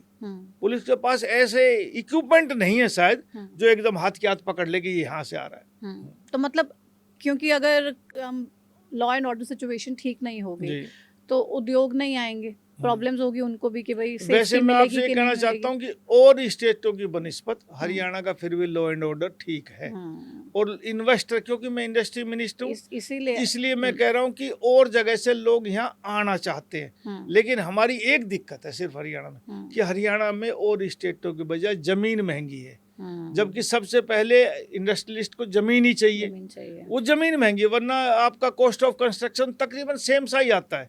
लेकिन लॉ एंड ऑर्डर अच्छा होने के बाद लोग हरियाणा को प्रीफर करते हैं। बहुत इंडस्ट्रियल टाउनशिप हरियाणा में हमने 10 बनानी है, 2 की हमने तैयारी कर दी, और बहुत इंडस्ट्रीज आ भी रहे हैं। अभी हमारी 2 दिन लोगों से मीटिंग हुई हरियाणा भवन में, 2 दिन लगातार पूरी, बहुत कई घंटे बैठे हैं, बहुत लोग आए मिलने के लिए, और सब चाहते हैं कि हम हरियाणा में अपनी इंडस्ट्री सेट करें। डाइकिन ने तो अनाउंस भी किया, बहुत आ रही है, एक डाइकिन नहीं, बहुत कंपनी आ रही है। तो मतलब आपको दिखेगा निकट भविष्य में कि गुरुग्राम बहुत आ रही है इंडस्ट्री। तो मतलब सारी की सारी इंडस्ट्री का टारगेट बेसिकली गुरुग्राम ही है? नहीं, गुरुग्राम नहीं, हरियाणा में हर जगह अलग अलग क्षेत्र का आ रहे हैं। गुड़गांव में ऑटोमोबाइल का हब है, कहीं फार्मा का आएंगे, कहीं कोई एग्रीकल्चर का आएगा, अलग अलग आएंगे। तो मतलब जो विपक्ष ये आरोप लगाता है कि सारी इंडस्ट्रीज भाग गई हरियाणा से, डर गई, कोई हरियाणा में काम नहीं करना चाहता है, इन्वेस्ट नहीं करना चाहता है। देखो, विपक्ष का काम है आलोचना करना, ऐसा नहीं है, नहीं है ऐसा नहीं। तो आपको सारे इन्वेस्टर्स, सारे बहुत इन्वेस्टर आ रहे हैं, नए बहुत आएंगे। हाँ, ये मानता हूँ, हजारों को 1-2 चला भी गया, हमारे तो विदेश से भी लोग लगा रहे हैं। हमने अब सब्सिडी दी है कि विदेश से आएगा, और देश के किसी हिस्से से कोई छोड़ के आएगा, यहाँ लगाएगा, तो हम उसको भी इंसेंटिव देंगे। अच्छा। ऐसे मेरे पास कई आदमी आए हैं इन दिनों में। हाँ, और हम नई औद्योगिक पॉलिसी अब ला रहे हैं इसी महीने में, 10-12 दिन के अंदर आप देखना, पॉलिसी बहुत अच्छी होगी, और हिंदुस्तान की एक अच्छी राज्यों में एक हरियाणा की पॉलिसी होगी, ये मैं कह सकता हूँ। ईज ऑफ डूइंग बिजनेस को लेके अक्सर सरकार कहती है कि भाई हमारी कोशिश ये है कि ईज हो लोगों को जब आए हरियाणा में बिजनेस करने के लिए, और मिनिमम इन्वेस्टमेंट का भी। मुख्यमंत्री जी ने हमें कहा है कि ईज ऑफ डूइंग बिजनेस में एक छत के नीचे सारी क्लियरेंस एक इंडस्ट्रीज को मिलनी चाहिए। मैं कह रहा हूँ जिस दिन इंडस्ट्रियल पॉलिसी लागू होगी, आप देखेंगे कि हम जिम्मेवारी लेंगे सारी अफसर लगा के कि यहाँ आप अप्लाई कर दो ऑनलाइन, और आपकी क्लियरेंस 45 दिन में हो जाएगी, नहीं डीम्ड अप्रूवल मानी जाए वो। अच्छा, हाँ जी, तो मतलब एक पोर्टल पे ही पोर्टल पे सब अपलोड करो, किसी को आने की जरूरत नहीं। बदलाव नजर आएगा आपको थोड़ा थोड़ा। आप ये पूरा सिस्टम पोर्टल और ये वेबसाइट के थ्रू चलाने की कोशिश कर रहे हैं। बिल्कुल। हाँ। विपक्ष कहता है कि ये बिल्कुल जीरो सिस्टम है, इसमें कुछ है ही नहीं, लोगों को इतनी प्रॉब्लम हो रही है, सरकार सिर्फ पोर्टल करती रहती है। इसका सिर्फ एक ही पैमाना नापने का, ना तो ये लीटर में नापता, ना ये किलो में नापता, इसका पैमाना है वोट का। जनता लगातार तीसरी बार सरकार बना रही है, बहुमत से बना रही है, तो विपक्ष का काम आलोचना करना। लोगों को हमारे काम पसंद आ रहे जब भी तो हमें वोट दे रहे हैं। इसका और कोई पैमाना नहीं हो सकता। मेरी नजरों में तो यही पैमाना है कि जनता से बड़ा कोई वो नहीं, जो चुन के भेजती है हमें सरकार बनाती है, तो वो पैमाना सबसे अच्छा है, वही ठीक है। आपको लग रहा है कि वाकई में गुड़गांव के लोगों का जो हक है वो मारा जा रहा है? यूपी बिहार के लोग यहाँ पे बहुत ज्यादा आके रहते हैं, और वो गुड़गांव के लोगों का हक नहीं माना जा रहा। गुड़गांव के लोग उतना काम, जो वो लोग काम करे, गुड़गांव के लोग काम नहीं कर रहे होंगे। आपके बड़े करीबी नेता ने कहा है, राव इंद्रजीत सिंह ने। नहीं कहा होगा, मुझे नहीं पता, ईमानदारी से मैंने सुना भी नहीं। अच्छा। लेकिन यदि गुड़गांव के लोग काम करते, गुड़गांव के लोगों को पहले प्रेफरेंस मिलेगी। अब जो काम वे बाहर के लोग कर रहे हैं, हमारे गुड़गांव का आदमी वो काम करता ही नहीं है। लेबर तबके की, मैं भी मिनिस्टर हूँ, कई साल से मिनिस्टर हूँ, पहले भी रहा हूँ। गुड़गांव के लोग लेबर तबके के काम नहीं करके राजी होते, नहीं होते। लेकिन वो कह रहे हैं कि भाई गुरुग्राम के लोगों का हक मारा जा रहा है, ये नहीं होना चाहिए, यूपी बिहार के लोग सारा का सारा फायदा उठा रहे हैं। ऐसी बात नहीं है। जो कैपेबल आदमी होगा तो देश में दुनिया में, अब तो हरियाणा कोई बाहर आदमी जाएगा तो वो कहेगा कि मैं यहाँ काम नहीं करने देगा, ऐसा नहीं होना चाहिए। सारे देश का अधिकार है, जो जहाँ काम करेगा, जिसको अच्छा लगेगा वो करेगा काम। पंच महाग्राम योजना जी ठीक है, बनने चाहिए नए 5 ग्राम। हाँ, हमने आइडेंटिफाई नहीं किया कि ये बनना चाहिए। बहुत सालों से कोशिश में तो मिनिस्टर इंडस्ट्री का अब बना हूँ। पहले पिछले राज में जब 2014 से 19 में मनोहर लाल जी ने इसके एमपी की शुरुआत की थी, कैप्टन अभिमन्यु इसके मिनिस्टर थे इंडस्ट्री के, तो HSIDC ने इसके एमपी रोड को बनाया था। तब मनोहर लाल जी ने घोषणा की थी कि हम इस पे 5 महाग्राम बनाएंगे, जो 5 इंडस्ट्रियल टाउनशिप डेवलप करेंगे। वो घोषणा रहेगी, हो नहीं पाए। ये जब बनेंगे, जब मास्टर प्लान उसका तैयार कर देंगे हम कि भाई हम ये रोड दे रहे हैं, ये नक्शा यहाँ ये फैक्ट्री होगी, उसके बाद अभी उस पर कोई कार्रवाई हुई नहीं। लेकिन आने वाले समय में, क्योंकि दिल्ली के नजदीक है, दिल्ली का एक मैं कहूँ इसके एमपी को कि लाल डोरा है दिल्ली का, तो इसके ऊपर नगर बस जाए तो कोई बुराई नहीं है। आपके ही बेहद करीबी, बेहद खास राव इंद्रजीत सिंह कह रहे हैं ये मैं होने नहीं दूंगा। पहले ही हमारी जमीनों को निचोड़ लिया गया है, ये तो कम से कम नहीं होने देखो दूंगा। कोई भी सरकार अब एक बार नहीं करती। यदि लोग अपनी मर्जी से जमीन देंगे तो कोई रोक भी नहीं सकता। लेकिन वो तो कह रहे हैं मैं नहीं होने दूंगा। हो सकता है नहीं। तो आपके पास कोई ऐसी जानकारी नहीं, आई? मेरे पास ऐसी कोई जानकारी नहीं है। लेकिन ऐसा नहीं है कि हम कहीं, अब जैसे हम इंडस्ट्रियल टाउनशिप काटते हैं तो ई भूमि पे लोगों से जमीन मांगते हैं कि भाई आप अपनी मर्जी से अपना रेट भर के देखो। फिर उन जमींदारों से बैठ के हम बात करते हैं। अभी हमने नारायणगढ़ की फाइनल की है, 1 हफ्ता पहले नहीं हुआ, तो मुख्यमंत्री जी बैठे, मैं भी बैठा, विपुल गोयल जी बैठे, सारे अधिकारी बैठे और 80-70 किसान आए थे जिनकी जमीनें थी। 1,55,00,000 रुपए एकड़ में उनने हाँ करी, MOU साइन कर गए। तो जब जमींदार जब अपनी जमीन लेकर आ जी तो कोई नहीं रोक सकता उसको। और अब तो उसके बाद हमने एक फैसला और कर लिया कि यदि कोई इंडस्ट्रियल टाउनशिप में जमीन देता है, अभी किया उस 5-4 दिन पहले, कि लैंड पूलिंग में हम आधी जमीन जो डेवलप होगी, जैसे 1 एकड़ में 4,000 मीटर होती है, तो तकरीबन डेवलप्ड एरिया मिलता है 2400 मीटर हमें, तो हम उसका 1200 मीटर जमींदारों को देंगे। और जब वो उससे ले लेंगे तो 1 लाख रुपए पर साल, हर साल का 2 साल तक 1 लाख रुपए, 2 साल तक 1.25 लाख रुपए। और उसके बाद यदि हम उसका डेवलप नहीं कर पाए तो जमीन उसके बाप दादा की, और वरना हम डेवलप कर ही लेंगे। तो और आधी जमीन, पहले कभी नहीं था ऐसा, आधी जमींदार की डेवलप हुई तो कल को जमींदार ये नहीं कह पाएंगे आपने हमारी डेट, जैसे हम नारायणगढ़ में खरीद रहे 1.5 करोड़, हम बाड़ा में खरीद रहे 1.55 की, 1.55 की वहाँ खरीद रहे, कल को हम बेचते हैं वहाँ और वो गज का हिसाब लगाते हैं कि 8 करोड़ रुपए एकड़ की बेच रहे हो, तो उसकी भी तो उतनी बिक्री है, उसको जमीन बराबर की दे रहे हम। तो इस लैंड पुलिंग में बहुत लोग आएंगे, मेरे को उम्मीद है। और मैं इसकी शुरुआत रेवाड़ी से ही करूंगा। और रेवाड़ी में हम पालावा साइड में एक नई IMT बना रहे हैं। लोग यदि ई भूमि पोर्टल पाएंगे तो ई भूमि उनकी मर्जी के हिसाब से, और लैंड पुलिंग माना चाहे तो लैंड पुलिंग में, दोनों ऑप्शन उनको दी जाएगी। लेकिन फिर से अगर राव इंद्रजीत वर्सेस राव नरबीर देखने को मिलेगा इसको लेके, मुझे नहीं लगता इस मामले में ऐसी कोई बात आएगी। ये लोगों के हक की चीज है, नहीं आएंगे वो ना, नहीं आएंगे। ये ऐसी राजनीति खराब नहीं करेंगे, नहीं। क्योंकि वो तो कह रहे हैं ना कि भाई जमीनें तो पहले ही निचोड़ ली गई। गुरुग्राम में आपको लग रहा है कि लोग निचोड़ ली गई है जमीनें? उनकी ये गलती है कि जमीन लोग एक्वायर नहीं कर रहे। लोगों की मर्जी से मेरी जमीन अपनी में कुछ भी करूं, उसमें कोई रोकने वाला क्या है? सरकार तो कह रही है कि तुम इंडस्ट्री देना चाहो तो दो, ना देना चाहो तुम्हारी मर्जी। तो मतलब उसमें आप कह रहे कि कौन रोकने वाला है? राव इंद्रजीत सिंह डिसाइड नहीं करेंगे, जिसकी जमीन है वो। अरे मेरी जमीन मैं डिसाइड करूंगा मैंने देनी कि नहीं देनी, मैंने इंडस्ट्री बनानी है, मैंने क्या बनाना, मेरी मर्जी है। उसमें गाँव के लोग राजी होंगे, सरकार जबरदस्ती नहीं करेगी किस साथ, लोगों को देगी कि हम इंडस्ट्री बनाना चाहते हैं, आप आओ तो, ना इंडस्ट्री बनाना चाहते नहीं बनाएंगे।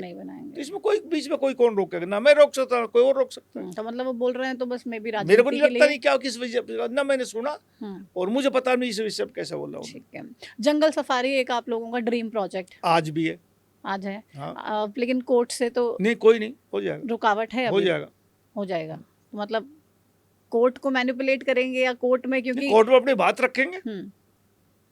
लेकिन कोर्ट की भी तो चिंता है पर्यावरण को लेके। ना पर्यावरण नहीं खराब होगा, ये हमको विश्वास दिलाएंगे। बिल्कुल सफारी बनेगी, जरूर बनेगी। तो अरावली को अगर आप लोग काट देंगे? नहीं काटेंगे, गलत, यही तो गलत है। कोई एक भी पेड़ नहीं काटेंगे हम। है अरावली क्या? को क्योंकि आप समझाइए, क्योंकि इसको लेके बहुत कंफ्यूजन हुई। अरावली में डेफिनेशन क्या है भई? आप कौन सा पेड़ आप काट देंगे, नहीं काटेंगे, अरावली अरावली नहीं, काटेंगे, अरावली जनजीवन और अस्त-व्यस्त अरावली होगा। के आसपास और पूरे हरियाणा में हुँ, सड़कों के साथ मैंने हुँ, कहा कि इन काबली कीकर को हटाओ, हुँ, इससे कोई फायदा नहीं। हुँ, इनको हर साल 10% हटाओ, हुँ, जबकि 2% भी नहीं हट रही अभी। हुँ, और इसके जगह हमारे वहाँ के जो ओरिजिनल पेड़ है वहाँ के वो हुँ, लगाओ, नीम लगाओ, बड़ लगाओ, पीपल लगाओ, गूलर लगाओ, और हुँ, पेड़ जो भी है वो लगाओ, जो हुँ। हमारे हरियाणा के जिस इलाके के जो पेड़ है वो पेड़ लगाओ। जो कम से कम जैसे ग्रो करें। जैसे हमारे यहाँ हुँ, जाट जाति का पेड़ होता है हुँ, महेंद्रगढ़ लोहारू साइड में, हुँ, हमारे यहाँ रोहिड़ा का पेड़ होता हुँ, है, ऐसे नेटिव पेड़ लगाओ। हिसार साइड में अलग अलग पेड़ हुँ, होते हैं वो लगाओ। हुँ, ऐसे लगाएंगे तो ऐसे ही मैंने कहा रावली में भी इस काबली कीकर को हटा के हुँ, दूसरे पेड़ आप लगाओ। हुँ, और आप यकीन ना करोगे कि ऐसे ऐसे पेड़ हो रहे हैं कि जितने हमने लगाए उसके चाहे 10% हुए हों, बड़े पेड़ हुए। और सफारी से यदि लोग ये कहे कि इससे इन्वायरमेंट पे या पर्यावरण पे फर्क पड़ेगा, तो मुझे नहीं लगता। अच्छा। हाँ, मुझे नहीं लगता इस पे हम की, और वो हम कोर्ट को संतुष्ट करवाएंगे हम, हुँ, और जब कोर्ट परमिशन देगा जब भी बनाएंगे। तो मतलब आप पूरी तैयारी में मैं हैं पूरी कि तैयारी में हूँ। कोर्ट को कैसे कन्विंस हाँ, करना कोर्ट है? कन्विंस हो जाएगा, मुझे यकीन है कि हम जो हुँ, हम देंगे। पहले वो पूरी बात उन्होंने सुनी नहीं, उसको अच्छा। हमारे एक दूसरे मैटर के साथ क्लब कर दिया। क्योंकि तो सबने कहा कि बहुत बड़ा झटका नहीं लग वो जी गया साहब, हरियाणा सरकार ना को। ना कोई झटका नहीं लगा जी साहब, ये तो अभी हो जाता जंगल है। सफारी पे क्वेश्चन मार्क आ गया है, ऐसा ऐसा नहीं है मतलब अभी आप कह रहे हैं? गुड़गांव में 4 फ्लोर को हाई कोर्ट ने बंद कर दिए, हुँ, सारे हरियाणा में खोल दिए। हुँ, क्या बंद ही रहेंगे? हुँ, अरे हमारी प्ले हो ही नहीं पाया वहाँ, अब हुँ। करेंगे बात तो खोलेंगे। अच्छा, तो मतलब कह रहे हैं स्टिल +4 पे भी राहत मिलेगी? हाँ, मिलेगी क्यों नहीं मिलेगी? बात करें, देखो जो गुड़गांव में नया मास्टर प्लान आप हुँ, सोचिए, हुँ, जहाँ 84 मीटर का रोड है, हुँ, 24 मीटर का रोड वहाँ क्यों बंद करें? हुँ, जैसे दीनदयाल योजना आई, हुँ, दीनदयाल योजना 4 फ्लोर की करी मंजूर, तो हुँ, क्यों नहीं आई? वहाँ सारी फैसिलिटी है, हुँ, दिक्कत नहीं। हुँ, आप गुड़गांव में 4 फ्लोर का आ गया, 9 मीटर का रास्ता है, हुँ, वहाँ 4 मंजिल के तो जो जिन बन गए वो बन गए। बढ़ेंगे। और दीनदयाल जो 300 फीट के रोड के 84 मीटर वो बंद हो जाए। हुँ, नहीं, कोर्ट को समझाया जाएगा, बात अपनी पे लिख रखी जाएगी तो कोर्ट मतलब आप कह फैसला रहे हैं कर। स्टिल +4 पे भी लोगों को चिंता करने की ज़रूरत नहीं, क्योंकि बहुत सारे लोग अपने तमाम सवाल भेजते हैं हमें और पूछते हैं कि भई ये क्या होगा, होगा कि नहीं होगा, कभी हाँ, कभी ना, लोग भी जब कन्फ्यूज़न में मैं हैं कह रहा स्टिल हूँ, +4 अरे को लेके। कोर्ट सर्वमान्य है, लेकिन हुँ, उनका आगे जब आप बात रखोगे तभी तो सुनेंगे। हुँ, अपनी सरकार बात रखेगी, उसके हुँ, बाद जो कोर्ट फैसला करेगा वो मानेंगे। तो मतलब आपने जवाब पूरा तैयार कर हाँ, लिया बिल्कुल है? जवाब का रखा है, हम करेंगे। अब हाई कोर्ट में करेंगे, हुँ, हाई कोर्ट के बाद सुप्रीम कोर्ट तक भी जाएंगे। अच्छा, सुप्रीम कोर्ट तक भी आप स्टिल हाँ, +4 हो की लड़ाई नहीं मानेगा लड़ेंगे? हाई कोर्ट, सुप्रीम कोर्ट तक भी जाएंगे। हाँ, अभी नगर निगम लगातार कार्रवाई कर रहे हैं, जिस तरीके से हम ज़िक्र भी कर रहे थे कि लोगों ने जो अपने घर के बाहर रैंप्स बनवा हाँ, रखे हैं ये या हाई पूरा कोर्ट का एनक्रोचमेंट। फैसला, सरकार का फैसला नहीं, हुँ, और जायज फैसला है हुँ, कि लोगों ने कब्जे ज्यादा कर रखे हैं। हुँ। लेकिन मैं ये कहता हूँ जो तोड़ फोड़ नहीं, करते उसी पे गमले सवाल है। गमले लोग कह लगा रहे हैं कि रखे। अब आप तो कोर्ट के फैसले का हवाला दे रहे हैं, है ना? आप कह रहे हैं कोर्ट ने कह दिया इसलिए हम कर रहे हैं। तो पहले आप लोगों ने खुद क्यों नहीं किया? हर चीज़ में कोर्ट को ही क्यों इंटरवीन करना पड़ता नहीं, है? आप करना लोग। चाहिए था, लेकिन कई बार राजनीतिक दबाव होता है साहब, आप मान लो। हुँ, हम भी इंसान है, वोट हमने भी लेनी पड़ती है, हुँ, लेकिन राजनीतिक रूप में इतना पक्का फैसला नहीं ले सकते। नहीं ले मैं सकते। सही कहूँ, नहीं ले सकता।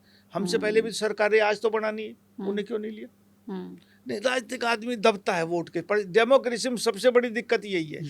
हाँ, ये डिक्टेटरशिप नहीं है। हाँ, तो मान राव लो। नरवीर को भी डर लगता है कुछ एक्शन लेने से हाँ, क्यों पहले? नहीं लगता, सबको ही लगता है। हुँ, जिसने जो भी कोई वोट मांगेगा, हुँ, छोटी या बड़ी, उसको दिक्कत आएगी। हुँ, लेकिन जब कोर्ट फैसला कर देता है तो, क्योंकि चीफ सेक्रेटरी से वो मॉनिटरिंग करवाते हैं, हुँ। आप बताइए क्या किया। क्या तो किया? फिर चीफ सेक्रेटरी सब नीचे अधिकारियों को आदेश देते हैं। हुँ, तो फिर ये हलचल हुई, और ये सही बात भी है कि रैंप हुँ, कई कई फुट तक बढ़ा ली, हुँ, और लोग रेलिंग 6-6 8-8 फुट की बाहर लगा लेते। हुँ, सारी सड़क तो उसमें घेर ली उन्होंने। हुँ। फिर गाड़ी खड़ी करने की जगह नहीं, जगह आजकल नहीं। गाड़ी एक एक घर में 8-8 7-7 हुँ, गाड़ियाँ होगी। हुँ, तो फिर आप रुकोगे, गुड़गांव जाम हो गया। मतलब हर गुड़गांव, घर में तो नहीं है 8-8 7-7, बट कम से कम 2 तो चलो मान के चलो शायद फिर भी होंगी ही। ना ना ना साहब, ये जो पोश इलाका है, इसमें 8-8 हाँ, 7-7 ही पॉश। गाड़ियाँ हैं। हाँ, वहीं हुँ, ज्यादा दिक्कत आ रही है। हुँ, वहीं 9-9 मीटर के रोड है पुराने मास्टर प्लान में। हुँ, हाँ, तो वहीं पैसे वाले लोग ज्यादा रह रहे हैं, वहीं हुँ। दिक्कत है। तो इसीलिए तो आपके भट्ट साहब पे भी आरोप लगते हैं कि भई गरीबों को तो तोड़-फोड़ करने के लिए फटाफट आ जाते हैं। उनका कुछ रेडी लगी होगी या कहीं पे एनक्रोचमेंट होगी, फटाफट तोड़ने आ जाएँगे।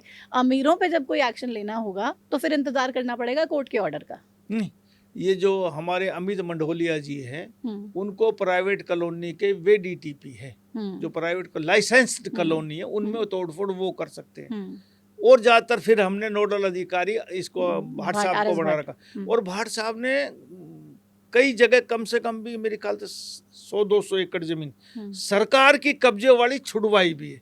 हमने उनसे जो लगाया नोडल लिखा तो कहा था जितनी सरकार की जमीन पे कब्जा है उस प्रॉपर्टी को आप छुड़वाओ। एक तो सरकारी जमीन चाहे किसी महकमे को, चाहे जीएमडी की हो, नगर पालिका नगर निगम की हो, चाहे वो हुडा डिपार्टमेंट की हो, एचएसवीपी की हो, चाहे एचएसआईडीसी की हो, करोड़ों रुपए किराया लेते हैं लोग नाजायज और माफिया पर नप रहे हैं। मतलब सरकार की जमीन पे किराया वो ले रहे हैं और वही गुंडागर्दी कर रहे तो कम से कम 200 एकड़ जमीन उन्होंने छुड़वाई। आहिस्ता आहिस्ता हम लिस्ट देते हैं डिपार्टमेंट तरफ, ये हमारा कब्जा, तो वो तोड़फोड़ करने के लिए जाते हैं तो कांग्रेस के कुछ नेता भी होते हैं साहब, नेता जिन्होंने कब्जा कर रखा उनके चेयरमैन आरोप लगाते हैं। नहीं, मेरे एक राजेश यादव का अलावा कोई ऐसा आरोप नहीं लगाता। राजेश यादव मेरा गोती भाई है, हाँ, वो आरोप लगाता है। तो अब रास्ते के अंदर जिसकी जमीन आ जाए, कभी आप खुद देख के आना कि वो 84 मीटर का रास्ता है। अब 84 मीटर का रास्ता, हमारा सारा वाटी का चौक जाम रहता है और उसका राजेश कहीं नहीं, सबके टूटे वहाँ। नरवीर सिंह का होता तो वो भी टूटता। अभी एक मैंने तोड़वा दिया, क्या मतलब? मैं तो सारे गुड़गांव के रास्ते खुलवा रहा हूँ। अरे लोग आते हैं कि हमारे रास्ते बंद हैं, तो मैंने तो डिपार्टमेंट ने कहीं रास्ते खुलवाओ। जिनका कोई स्टे नहीं, जिन्होंने मुआवजा ले लिया, फिर वो रास्ते नहीं खुलवा क्या सरकार? तो फिर राजेश यादव आप पे सिर्फ क्यों आरोप लगाते हैं? आप भाट साहब को कहते हैं कि जाके तोड़फोड़ कर दो। राजेश यादव अकेले उसके नहीं की, सबके रास्ते की मैं तो लिस्ट देता हूँ, ये रास्ते खाली करो सब भाई। और भाट साहब खुद भी करते हैं, मैं सारे के थोड़ा ना कहता हूँ। मैं तो किसी जहाँ लोगों की मांग आती है साहब हमारे यहाँ बड़ी दिक्कत आ रही है, तो फिर मैंने अभी परसों भी मीटिंग बुलाई मैंने, उसमें एडमिनिस्ट्रेटर, ईओ वगैरह सब आए।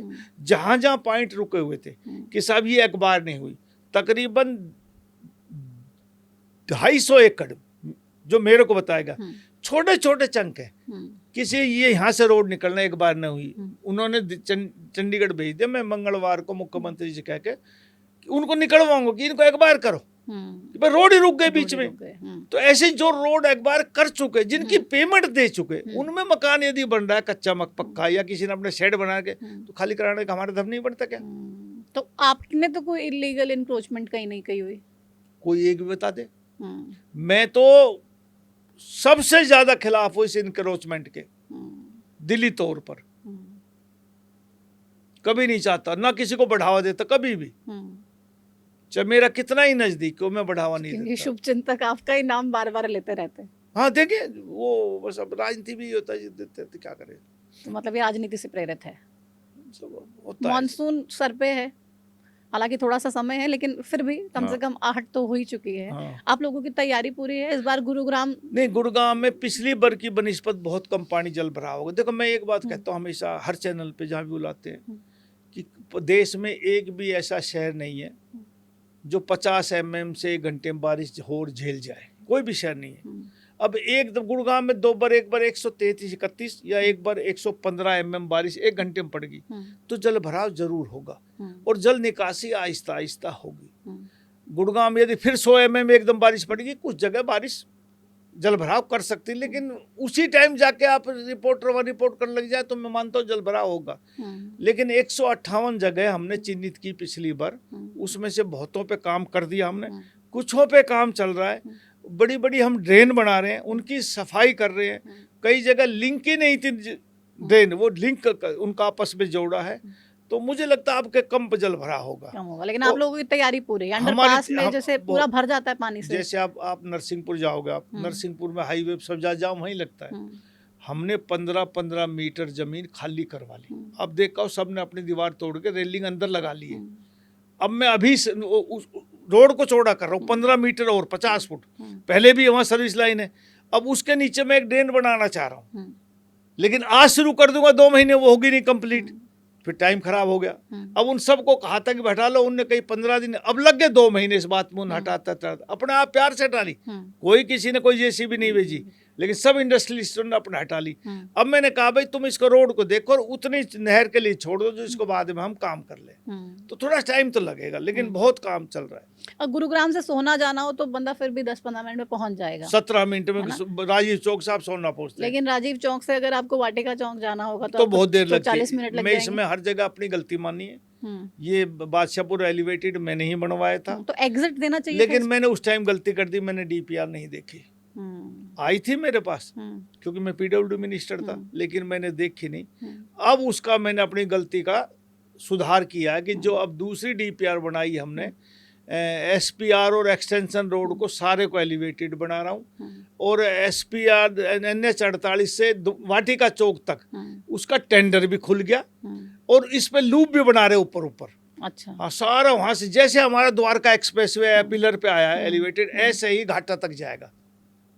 ये तो कहाँ से होगा ये? NH खेड़की दोल्ला से, अच्छा, खेड़की जहाँ दोल्ला। CPR द्वारका एक्सप्रेसवे खत्म हो रहा है, वहीं से ऊपर एलिवेटेड होगा, और इसके ऊपर से क्या बोलते हैं अपने वाटिका चौक से, और वाटिका चौक से घाटा तक अच्छा पूरा पूरा एलिवेटेड, ऐसे द्वारका एक्सप्रेसवे टाइप बढ़ जाएगा। एक का टेंडर हो गया, दूसरे का, क्योंकि पहले नीचे बनाया था हमने, नीचे अंडरपास बनाए थे, लेकिन जो घाटा है और वाटिका चौक 60 फुट का अंतर है उसका, तो वहां से यदि बारिश में पानी आएगा तो 60 फुट तो बहुत तेजी से आता है, वो सारे अंडरपास में डूब जाते, तो फिर वरना टेंडर 7 होता, फिर उसकी डीपीआर दोबारा तैयार करवाइए, तो उसका 2-1 महीना बाद वो डीपीआर तैयार पूरी हो जाएगी। सारे एलिवेटेड हम बना रहे हैं, और वाटिका चौक जी साल डेढ़ लगेगा ये काम पूरा होने में? नहीं, एक का टेंडर हो गया, काम शुरू हो जाएगा, उसका इधर चल रहा है, उसका भी टेंडर हम कर देंगे, तो 2.5 साल, 2.5 साल में कंप्लीट हो जाएगा। यह लूप बना दिया, आप वाटिका चौक पे उतार चढ़ाव कैसे करो? 29 का जब चुनाव लड़ने हाँ बिल्कुल, हम उसमें जाएंगे, तो उस पे जाएंगे और लोगों को कहेंगे देख लो, बिल्कुल, हाँ बिल्कुल, मतलब ये श्योरिटी दे रहे हैं आप 100%,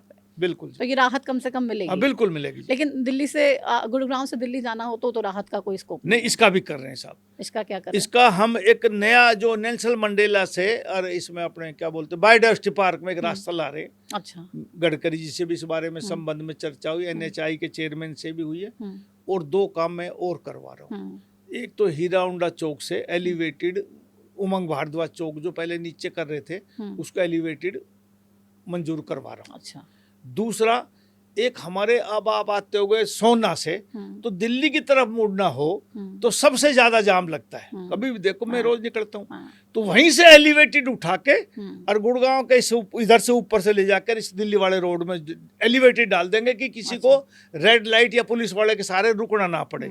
तीसरा, जो दिल्ली से आ रहा जिसने अलवर जाना है उसका भी एलिवेटेड झाड़सा मोड़ के आसपास से करके देवीलाल के स्टेडियम के कोने से निकाल के आगे निकाल देंगे। तो बहुत इस राजीव चौक पे भी बहुत वो कर रहा हूँ, और 2-3 एलिवेटेड और बना रहे हैं, जैसे हम यहाँ बना रहे हैं बख्तावर चौक पे बना रहे हैं हम फ्लाईओवर, ऐसे हम सती चौक है हमारे उधर 80-83 की तरफ, ऐसे उससे एक अगला चौक है, एक हुड्डा सिटी सेंटर पे अंडरपास बना रहे हैं, तो ऐसे बहुत काम चल रहे हैं, आप दिखेंगे नजदीक, धीरे धीरे ना बिल्कुल 29 तक कम से कम देखने के लिए इंतजार 29 तक तैयार कर देंगे, बिल्कुल इन चीजों जो मैंने बताया आपको तैयार कर देंगे। बिल्कुल। कांग्रेस बार बार आप लोगों को जीरो परफॉर्मिंग गवर्नमेंट कहती है, आपने महिलाओं को लेके कांग्रेस की वोट देखी आपने, कितने सहारे हैं, तो ये परफॉर्मेंस तो जनता ही बताती है। मैं 60,000 से जीता हूँ, मुकेश भाई 68,000 से जीतता है, और कितने जीतते हैं, तो ये परफॉर्मेंस ही तो है सरकार की।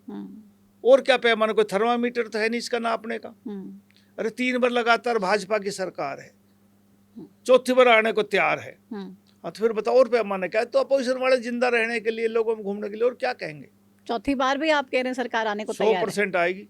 तो कांग्रेस वाले बेचारे 2 बार से सरकार बनाने की कांग्रेस ने 50 साल शासन किया, जब और भी तो बैठ रहे हैं बाहर, ये बैठ रहे हैं क्या है? वो कह रहे नारी शक्ति वंदन अधिनियम पे आप देश की महिलाओं को बरगलाने का काम कर रहे हैं। नारी पढ़ी हुई वो है, कोई किसी को बरगला नहीं आता, हकीकत सबको पता लगती है। वो कह रहे 23 में पास कर दिया, तो अभी संशोधन जो हम क्यों ये आप मैं कहता हूँ वो कहते रहेंगे, वो कहते रहेंगे, परिणाम हमारे आते रहेंगे। ठीक, आपको टेंशन नहीं है इस मामले में भी? कोई टेंशन नहीं है। कुछ रैपिड फायर क्वेश्चन का ये सेट होगा, जिसमें मैं आपको बस एक नाम लूंगी और आपको कोई भी जहन में जो एक वर्ड आए, आप नायब सिंह सैनी साहब अच्छा आदमी है, मनोहर लाल खट्टर जी अच्छे आदमी, बादशाहपुर बहुत अच्छा है, हरियाणा बहुत अच्छा प्रांत है, अभय चौटाला राजनीतिक आदमी है, अजय चौटाला ना इतना राजनीतिक आदमी नहीं है।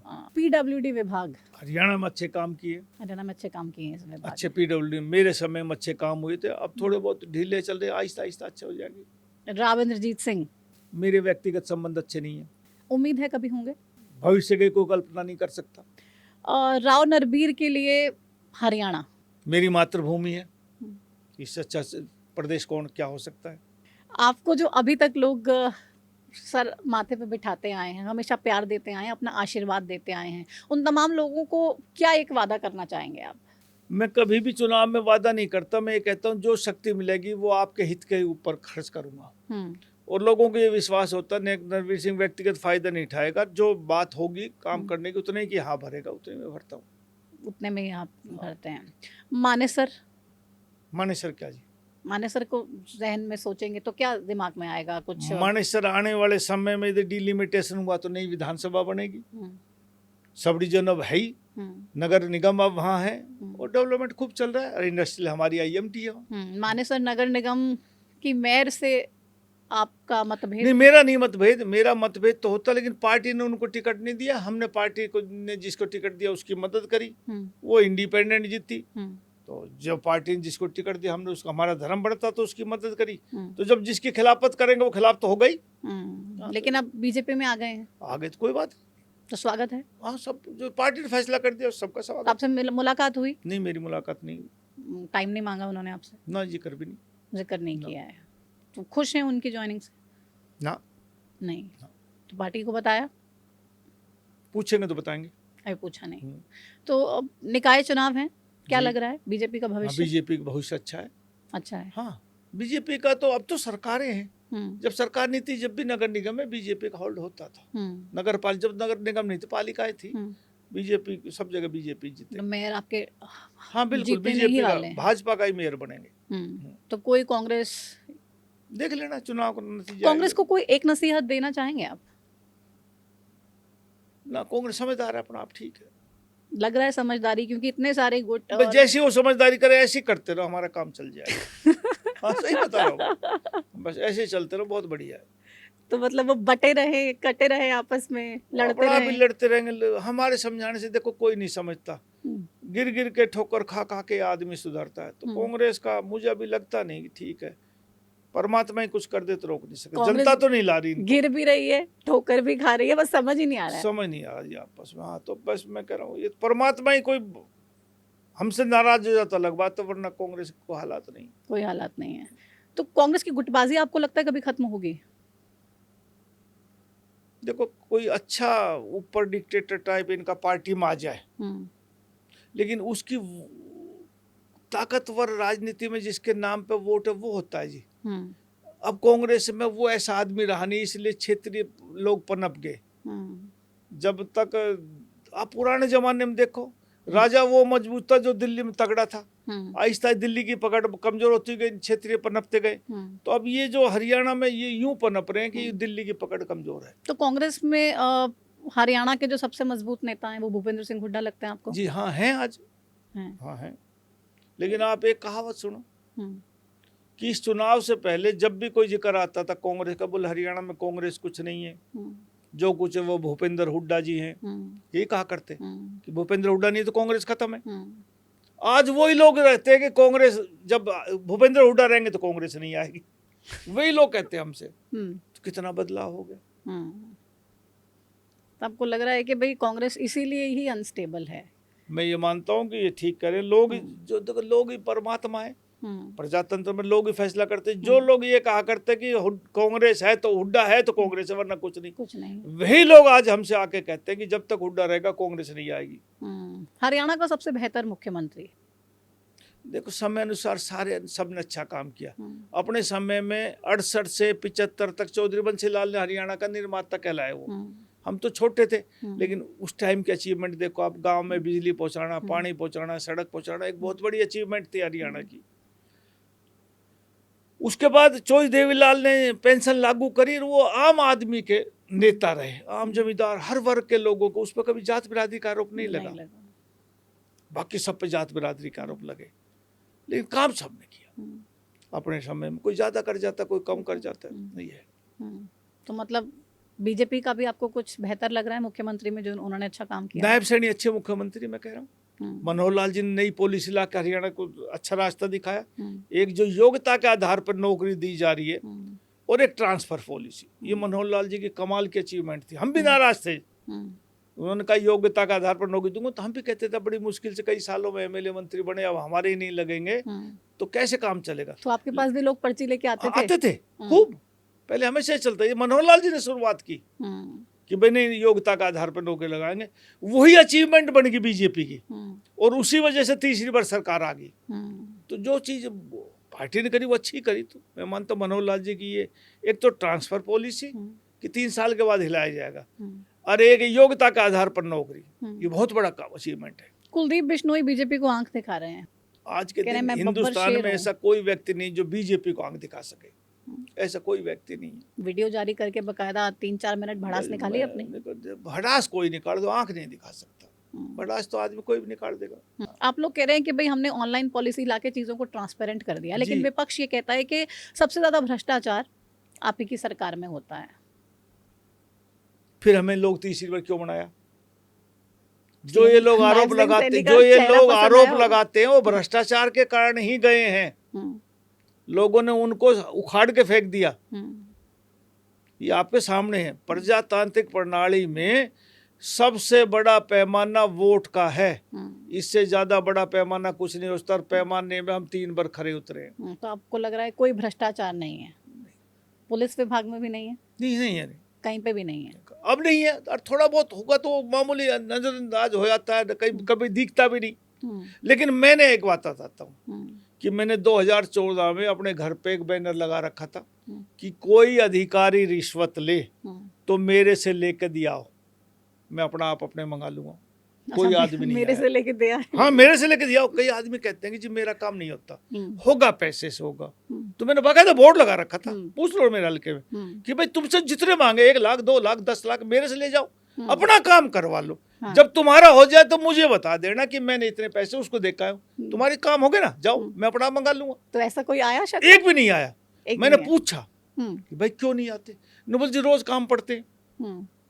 देता इसलिए, वो भी चोर है जो देने वाला। वो 50,000 दे रहा है तो 5 लाख का फायदा उठा रहा है। तो इसलिए कोई नहीं आता कि साहब अगला अफसर आएगा आप इसको बदलवा दोगे, पकड़वा दोगे। अगला आएगा तो वो भी कह देगा इसके काम मत कर। हमारे लोग भी काम कराने वाले दलाल हो रहे हैं ना जी। ये भी इनका भी तो धंधा यही है, इसलिए कोई नहीं आता। मतलब सबको अपना काम करना है, इसीलिए सब कुछ चलता रहा है। सब कुछ चलता है। जो अब नीचे खान चलेगा कहाँ तक रोकेंगे हम? मोहम्मद इजराइल के कार्यक्रम में आप गए, वीडियो बहुत वायरल हुई। आपने कहा कि ये जीता तो मुझे बड़ी खुशी हुई। मुझे मेरी उससे पुरानी दोस्ती है। पार्टी तो हमने भी कई दल बदले। अब हमारी उम्र 65 साल होगी, वो भी हमसे थोड़ा छोटा है। मेरे वो पारिवारिक संबंध हैं उनसे। और ऐसे मेरा आदित्य चौटाला की मैंने कही, मेरे उससे रिश्ते हैं। मैं पहली बार चौधरी देवीलाल की टिकट पे एमएलए बना, तो पारिवारिक संबंध तो खत्म नहीं होते। तो मैंने खुलेआम कहा। और आदित्य को मैंने बीजेपी से भी चुनाव में मदद की, लड़वाया था उसको। तो जब वो चुनाव थोड़े से हार गया, अब वो कोई से दल से लड़ो, मेरा व्यक्तिगत संबंध तो खत्म नहीं हो सकते। मतलब लोग कह रहे हैं ना बीजेपी का कैंडिडेट हारा तब भी आपको खुशी हुई? ये जीत नहीं, मैंने नहीं हराया ना मैंने जिताया। वो जीत गए, जब मैंने कहा मुझे खुशी हुई कि मेरे उनसे संबंध है, वो जीत गए। अच्छा, आपने चुनाव में मदद नहीं की? ना, मेरे बहुत दूर है, मेरे ना मत कोई मेरी मदद नहीं, ना मेरे कहने से कोई वोट दे रहा, ना अपने चुनाव से फुर्सत नहीं मिलती। लेकिन ये मैंने चुनाव के बाद अब कहा कि मुझे बड़ी खुशी हुई, और मैंने इनको टेलीफोन मुबारकबाद दिया, तुम बढ़ गया, अच्छा है। वो कहीं भी कह सकता हूँ, मेरा किसी वो नहीं, दुश्मनी नहीं। आपने दल बदलने का जिक्र किया कि भाई हम भी तमाम बहुत दलों में कायम भी है ना। तो सबसे बेहतर दल आपको क्या लगा, और सबसे बेहतर किस दल की नीति आपको लगी? अब तो भाजपा की ही कहूँगा। बाकी तो क्षेत्रीय पार्टियां रही हम जिसमें रहे, या फिर जिसमें क्षेत्रीय में जब रहते थे तो नहीं, क्षेत्रीय पार्टी में कोई मैनिफेस्टो नहीं होता था।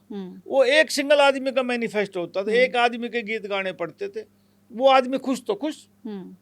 पार्टियों में ये कि पार्टी में पार्टी बेस काम चलता है। तो फर्क क्या देखते हैं आईएनएलडी वर्सेस बीजेपी को देखें तो? बीजेपी राष्ट्रीय पार्टी राष्ट्रीय मुद्दों की बात सोचती है। आईएनएलडी सिर्फ हरियाणा प्रदेश का सोचेगी, जब भी सोचेगी। कोई क्षेत्रीय पार्टी हो, वो अपना अपना फायदा सोचेगी कि मेरे प्रदेश में क्या हो रहा है। बीजेपी या कांग्रेस भी हो तो नेशनल लेवल पे सोचे, क्यों नेशनल पार्टी है। आज यहाँ कुछ बात कर देंगे, कल को दूसरे प्रदेश में दिक्कत आती है, तो नेशनल लेवल की सोच भी होनी चाहिए, तब देश तरक्की करेगा। लेकिन आईएनएलडी की जो छवि रही जब सरकार में थे तो आज तक लोग उस दौर को भूले नहीं हैं। जब तो नहीं बने, तीसरी बार 3 बार हार गए, 4 बार हार गए, लगातार 4 बार हार गए, तो लोग तो याद रखते हैं। तो आप जब उसमें थे तो लग रहा था ये तमाम चीजें परेशानियां? हाँ, लगता था। मतलब क्या गुस्सा था, एरोगेंस थी, या क्या प्रॉब्लम थी? हाँ, ठीक थी।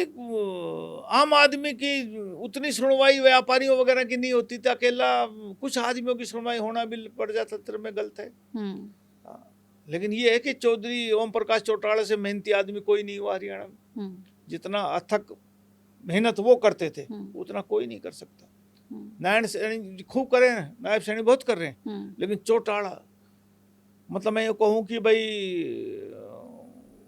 शारीरिक रूप से ठीक नहीं और फिर भी इतनी मेहनत करना बहुत बड़ी बात है साहब।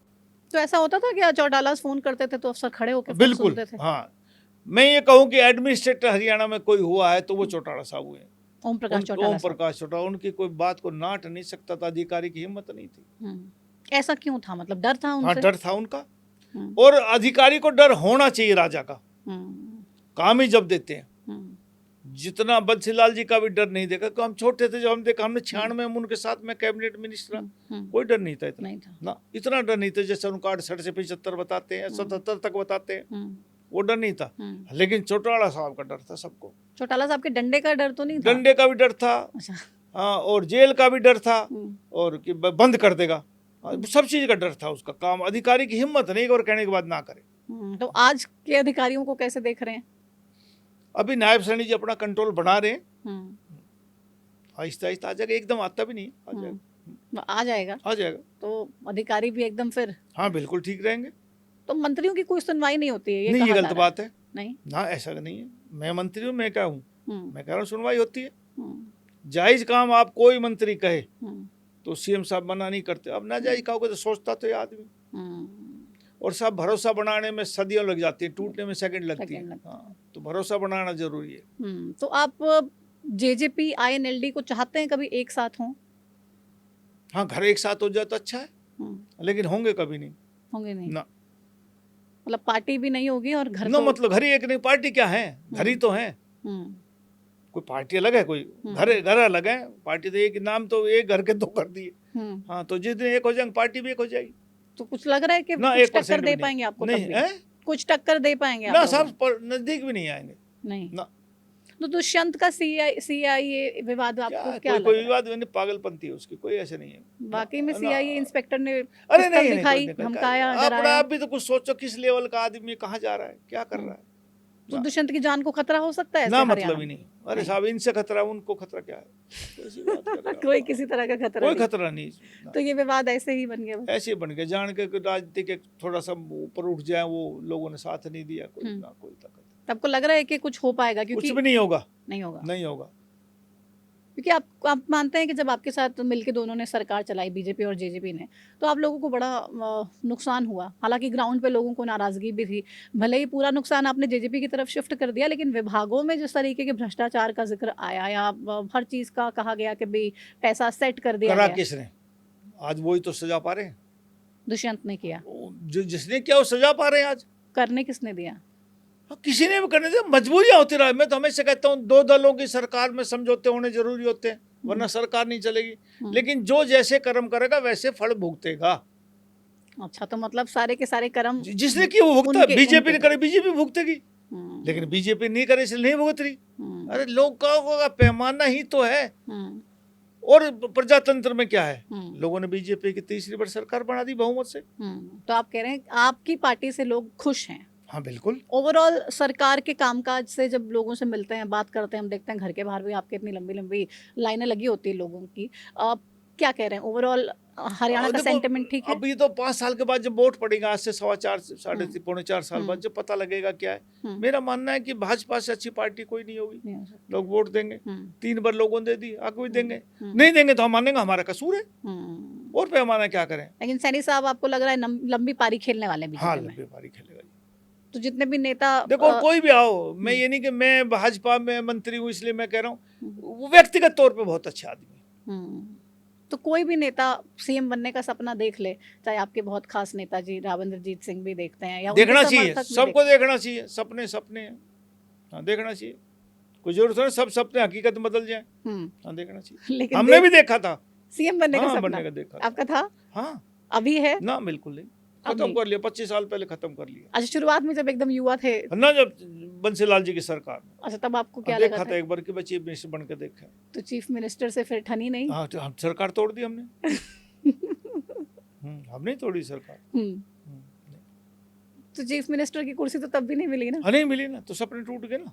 तो हमने उस दिन सोच लिया कि नहीं, तो आपको लग रहा है वैसे जो सोचे या जो कहे कि भाई मुझे चीफ मिनिस्टर बनना है या दावेदारी बार बार अपनी पेश करे, उसका कोई भविष्य होता है किसी पार्टी में? पार्टी चाहेगी तो हो जाएगा, नहीं नहीं होगा। नहीं होगा। भाजपा एक ऐसी पार्टी है, कोई मांगेगा तो उसको नहीं देगी, हम्म। बिना मांगे देगी। नायब सैनी ने कोई मांगा था, हम्म। दे दिया ना। हम्म। ऐसे ही भारतीय जनता पार्टी पता नहीं किसको कब उठा लाए। बिन मांगे मोती मिले, जो मांगे कहावत मिले है, न भीख, हाँ वो वाली बात है। तो बीजेपी वैसी ही है। बीजेपी सेम वैसी तो है। इसीलिए आपने भी टेप लगा लिया कि चीफ मिनिस्टर की कुर्सी नहीं मांगूंगा। नहीं, ईमानदारी से बताओ, इच्छा भी नहीं है। इच्छा नहीं बहुत है। मेहनत करनी पड़ती है, वो मेरे बस की नहीं है। हम्म। मैं चैनल पे कह रहा हूँ ये बात, हम्म। है ना। बहुत मेहनत करनी पड़ती है, सब कुछ तो है, हम्म। रोब है, रुतबा है, समाज में इज्जत है, हम्म। मिनिस्ट्री है, ठीक है, इतना ही चाहिए, इससे ऊपर नहीं चाहिए। ऐसे मतलब हाँ, CM कम भी बन नहीं के- चाहिए इससे। हाँ, कम भी नहीं चाहिए, इतना चाहिए। मतलब- 19 में टिकट काट दी, बहुत अफसोस हुआ यार, मेरे में क्या कमी थी। हाँ। हाँ, आज ठीक है भाई, इतना तो होना चाहिए। तो मतलब आपने क्योंकि मनोहर लाल जी के तो बेहद ही करीबी थे हाँ आप, बिल्कुल, मैं तो आज भी उनसे करीबी जाके लड़ाई नहीं लड़ी कि खट्टर साहब आपने मेरी टिकट ही काट दी? घर कुल में कुछ भी हो सकता, कोई बात नहीं, मुझे लगा कि उन्होंने मेरे लिए किया है, तो कई बार हो जाता है, फिर हमने महसूस कर लिया कोई बात नहीं, नहीं चली होगी। तो मतलब वो 5 साल, लेकिन 2019 से लेके 24 तक की मैं हाँ। बात कर रही हूँ, मुश्किल थे आपके लिए? हाँ, बहुत मुश्किल थे, बहुत मुश्किल थे। बहुत तो मुश्किल। कैसे समय बिताए, क्योंकि बस आपको ऐसे तो बिता लिया नहीं, बस वो बहुत मुश्किल समय था। हम्म। और सही बताऊं, यदि बीजेपी की सरकार ना बनती तो मुश्किल नहीं था।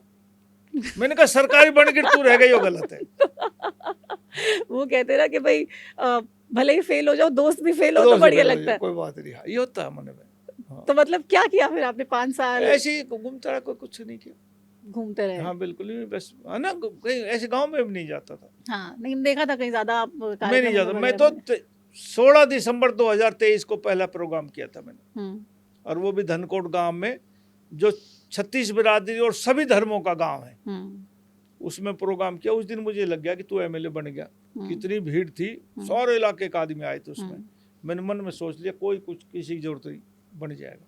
तो बीच में कुछ ऐसा भी मन खट्टा हो जाता है ना, कहते हैं पार्टी से कि भाई आपके फेवर में नहीं हुआ या टिकट काट दी, तो मन में खटास आ जाती है। तो आती है जी। आपके मन में खटास आई? नहीं, मन में खटास आती, क्यों नहीं मेरे साथ ऐसा किया, आती खटास। हाँ बिल्कुल, कि यार ऐसा नहीं होना चाहिए जो तेरे साथ हुआ। लेकिन फिर भी आप फिर बस- क्या करते हो? और फिर चला आपने भी ये सोच लिया कि भाई मैं किसी के पास अभी जाऊंगा नहीं, हाँ नहीं, बिल्कुल नहीं। हाँ, मैं मनोहर लाल जी तो एक दौर मिला ही नहीं नहीं मिला? ना, मतलब ही वो तो आपके बहुत ही बहुत करीबी। नजदीक है। हाँ, टेलीफोन उनका आया था कभी कभी, तो मैं बात कर लेता, मैं नहीं गया। मैं हारने के बाद चंडीगढ़ ही नहीं जाता, ये टिकट कट गई तो मैं चंडीगढ़, मेरे कभी चंडीगढ़ कोई नुका गया, कभी नहीं जाता। मेरे को बहुत से लोग कहते हैं चंडीगढ़ में एमएलए को फ्लैट मिलते हैं, एमएलए को एक सोसाइटी होना, मगर मुझे जरूरत नहीं। मैं आऊंगा तो सरकार देगी, नहीं मैं आऊंगा नहीं चंडीगढ़, मेरा क्या काम। अरे चंडीगढ़ से अच्छा गुड़गांव है मेरे लिए, मैं यहाँ गुड़गांव घर तो रहूंगा। चंडीगढ़ मैंने आज तक मकान लेने की कोशिश नहीं करी, देख जाऊंगा सरकार देगी, नहीं वैसे नहीं रखूंगा। मतलब जाएंगे तो ठाठ से हाँ, जाएंगे? ठाठ से जाऊंगा, बिल्कुल नहीं जाऊंगा, नहीं मेरा क्या काम चंडीगढ़। मैं किसी अधिकारी के जाकर काम के कहूँ, मेरा वो बनता ही नहीं, मैं जाता नहीं, मेरी आदत नहीं। लेकिन नेताओं को तो होता है ना, एक बार अगर कुछ बस रह लिए। वो नेता, मैं उनमें नहीं हूँ, मैं थोड़ा सा हटके हूँ। हाँ, मैं कभी चंडीगढ़ नहीं जाता। कोई अधिकारी कह दे कि मैं टेलीफोन भी नहीं करता, मेरी आदत नहीं। जिस जो बनेगा उससे लो काम। लेकिन लोग तो आते होंगे, आते हैं, मैं कहता नहीं होगा बस की तो आज गप सब मार के चलेगा, मैंने बहुत कम कहता हूँ। 100 अधिकारियों में से एक अधिकारी को टेलीफोन करता हूँ, उसके लिए करता नहीं। लेकिन जब सरकार में होंगे तो चलाएंगे भी। हाँ, फिर काम भी क्यों नहीं करेंगे। मैं जायज काम की कहता हूँ, मेरी हिम्मत नहीं अधिकारी की ना करे, न जायज मैं कहता भी। मेरे लोग नाराज होकर चले जाते मुझसे, मैं नहीं करूंगा ये काम। जो जायज बात है, मुझे पहले संतुष्टि होनी चाहिए कि ठीक है वो करता हूँ। तो बीच में हरियाणा कैबिनेट में शफल होगा, एक्सपेंशन होगा, इसको लेके भी बहुत सारी बातें चलती रहनी चाहिए, चलती भी रहती है, हो सकता हो जाए। तो मंत्रियों का फीडबैक भी लिया क्या सीएम साहब ने? क्योंकि पता नहीं, मुझे नहीं पता, ये रैलीज जो कर रहे हैं, ये उनका अपना मामला है, ना मैं पूछता हूँ ना वो बताएंगे। उनको जो अच्छा लगेगा उसको रख लेंगे, जो अच्छा ना लगे हटा देंगे, तो मर्जी। आपके सैनी साहब से एकदम ट्यूनिंग बढ़िया है? मेरी मुख्यमंत्री से बढ़िया है। मुख्यमंत्री से बढ़िया है? मतलब हाँ, मेरी सैनी मुख्यमंत्री तो उससे बढ़िया है, ठीक है। मेरे काम पसंद करते, मैं पूछता भी रहता हूँ बीच में, कोई दिक्कत तो नहीं है, तो मना कहते ठीक है। तो बहुत सारे लोगों को ये लगता है कि भाई अगर मैं उम्र में बड़ा हूँ तो मैं ज्यादा बड़ा हूँ, लेकिन मोदी जी ने जब नितिन नवीन जी को राष्ट्रीय अध्यक्ष बनाया तो कह दिया कि सम्मान करें ना उसका। अब यूँ तो नायब सैनी जी हमसे उम्र में छोटे हैं, लेकिन मिलते हैं तो हम नमस्ते करते, कोई बात नहीं, ओहदा बड़ा है, मुख्यमंत्री तो मुख्यमंत्री रहेगा, कोई बात। तो बॉस को बॉस कहने में कोई प्रॉब्लम किसी को नहीं होनी चाहिए। नहीं होनी चाहिए। तो गुरुग्राम की तमाम तकलीफें जल्दी ही दूर होंगी, आपने मेरे कहा। से उम्र में बड़ा तेजपाल जी है, लेकिन है तो एमएलए। हम्म, मैं उनके ही पाँव छू लेता हूँ जहाँ हम्म, मिलता हूँ। हम्म, समान है, बड़ा भी है। हम्म। कोई बात नहीं। लेकिन गुरुग्राम की हम बात कर रहे थे, वापस उस पे आते हैं, क्योंकि आपने बहुत सारी बातें भी कही और कहा कि जितनी भी परेशानियां गुरुग्राम झेल रहा है, आपने निजात दिलाने के लिए ठानी हुई है। थोड़ा सा समय लगेगा, लेकिन पूरे टेन्योर में कम से कम वो तमाम वादे, वो तमाम बातें पूरी होंगी, जो मैंने कही वो पूरी हो जाएंगी जरूर। जो जो अभी आपने सब जो मैंने बताई। कहा वो हो जाएंगी पूरी। हॉस्पिटल भी आ जाएगा फाइनली। उम्मीद करिए। ये जो आपने ये जवाब दिया महकमा ना, ऐसा बड़ा है, डिसअपॉइंटिंग है। ये महकमा ऐसा है कि मैं ज़्यादा दवा नहीं दे सकता। हाँ, सही बात है। हाँ हाँ। तो वैसे आपकी आरती राव से बात होती है? नहीं, मेरी होती। उनसे भी बात नहीं ना, होती है? मतलब लगता नहीं है कि भाई इलाके के लिए कम से कम कर लूं? क्या करे बताओ। नहीं करते हैं नहीं फिर होती। भी? तो पार्टी ने भी कभी कोशिश नहीं की बिठा के साथ में कि आ जाओ, एक बार गपशप करते हैं? पता नहीं करी। करनी चाहिए पार्टी को। नहीं करनी चाहिए। मतलब आप कोई रास्ता देंगे नहीं? ना, अगर बड़ौली साहब, नायब सिंह सैनी जी, मनोहर लाल जी, आप ना मनोहर लाल जी कोशिश करके थक गए। अच्छा, मनोहर लाल जी ने खूब कोशिशें हाँ, की। 2-3 बार कहा था, मगर ना आप ही कर लो। हाँ। तो मतलब प्रॉब्लम क्या है? मतलब अहम की लड़ाई है आप दोनों की, राविंद्र जीत और राव नरबीर की? वे अभिमान नहीं छोड़ देंगे, मैं स्वाभिमान नहीं छोड़ूंगी, ये लड़ाई है। बहुत बड़ी बात कह दी हाँ, बस आपने। ऐसा ही मेरी सोच है ये। तो मतलब ज्यादा अभिमान है उनमें? लगता है। किस चीज का? अहिरवाल? नहीं, बड़े आदमी इसलिए होता ही। मतलब अहिरवाल पे लग रहा है कि एक छत्र राज किसका हो, हाँ, वो तो इसकी उनका बात है है। ही, कोई बात नहीं। उनका है, है। उनका है। मतलब आप मानते हैं कि राविंद्र जीत हाँ सिंह है। आपसे बड़े नेता हाँ हैं? बिल्कुल। तो कोई फिर शक किस नहीं। बात की लड़ाई है? बस वैसे ही मैं कह रहा हूँ, वो अहम की लड़ाई हुई कि भाई। मतलब अंदर तो दिल में खटास ही है। नहीं, वो तो खटास हो जाती है, लेकिन दिल में अच्छी उनके, चाहे कहीं भी मिलते हैं शिष्टाचार। शिष्टाचार बचा हुआ है। हाँ बिल्कुल बचा। लेकिन आप में शिष्टाचार भी नहीं है, ना, मेरे शिष्टाचार तो नहीं। मतलब कोई गुंजाइश ही नहीं है। हाँ नहीं, अब नहीं, पहले थी। हम्म, अब नहीं। एक बार नमस्ते करी मैंने, तो नमस्ते नहीं ली हम्म, फंक्शन में। हम्म, तो फिर मैंने कहा ये नहीं ले, तू दे क्यों? हम्म, तो फिर देनी छोड़ दी हमने। नहीं, पहले मेरा तो उनका मुकाबला 87 हुआ था पहली बार। हम्म। उसके बाद जहाँ भी मिलते थे, कभी साल 2 साल में शादी ब्याह में, तो हमेशा मैं नमस्ते बड़े, नमस्ते। मैं आज भी कहता हूँ मंच पे, मतलब हमसे ये हंसी कम भी से बड़े कम हैं। राजनीतिक रिश्ते तो होने ही चाहिए। और दुआ सलाम। राव धर्मपाल जी थे, हम्म, मेरे साथ मुकाबला हुआ। हम्म, एमएलए भी रहे, वो यहाँ से हम्म, मिनिस्टर भी रहे। दिन में हम 2 बार मिल जाते थे, हम्म। क्योंकि हमारा एक ही हल्का होता ठीक था। है। तो मैं हमेशा पाँव छूता था, चाचा नमस्ते, कोई बात ही नहीं। हम्म, मेरा फर्ज बनता है कि मेरे से बड़े उम्र में, राविंदर जी मेरे से बड़े, मैं नमस्ते करता। कई साल 2 साल मिल गए, कभी वो नहीं हुआ कि मैं अब एक दिन नमस्ते नहीं लेते, फिर मैंने करना छोड़ दिया। चलो भाई, तो आपके दिल पे लग गई ये बात। दिल पे लगी, क्यों नहीं। पर इलाके के लोग तो फिर परेशान होते ही होते हैं ना। होंगे लोग तो जो मैं नमस्ते करता जब भी हो जाएंगे परेशान, उसमें तो वो तो अलग रहना, अलग अलग है। लोग एक कभी नहीं रहेंगे, एक दो रहेंगे तो दो रह जाएंगे, क्या है। तो मतलब भगवान ने भी जब इस धरती पर जन्म लिया, लोग तो उसके भी खिलाफ थे। फिर जो आपने बादशाहपुर में अस्पताल बनाने की बात की या गुरुग्राम में 4 अलग अलग हॉस्पिटल्स बनाने की बात की, तो वो सपना भी हाँ, साकार मतलब नहीं हो पाएगा, कह नहीं सकता। क्योंकि कोशिश हेल्थ केयर करूंगा। तो हाँ, बड़ा मुश्किल है। कोशिश देखिए मैं ही करूंगा। अभी बीमार हो गई, एक दिन हॉस्पिटल में एडमिट हुई, हालांकि इंश्योरेंस पॉलिसी थी तो 50,000 का बिल निकल पाया, लेकिन गवर्नमेंट हॉस्पिटल में आप जा नहीं सकते हैं। प्राइवेट में आम आदमी जाके कैसे इलाज कराएगा अगर इंश्योरेंस पॉलिसी नहीं है? तो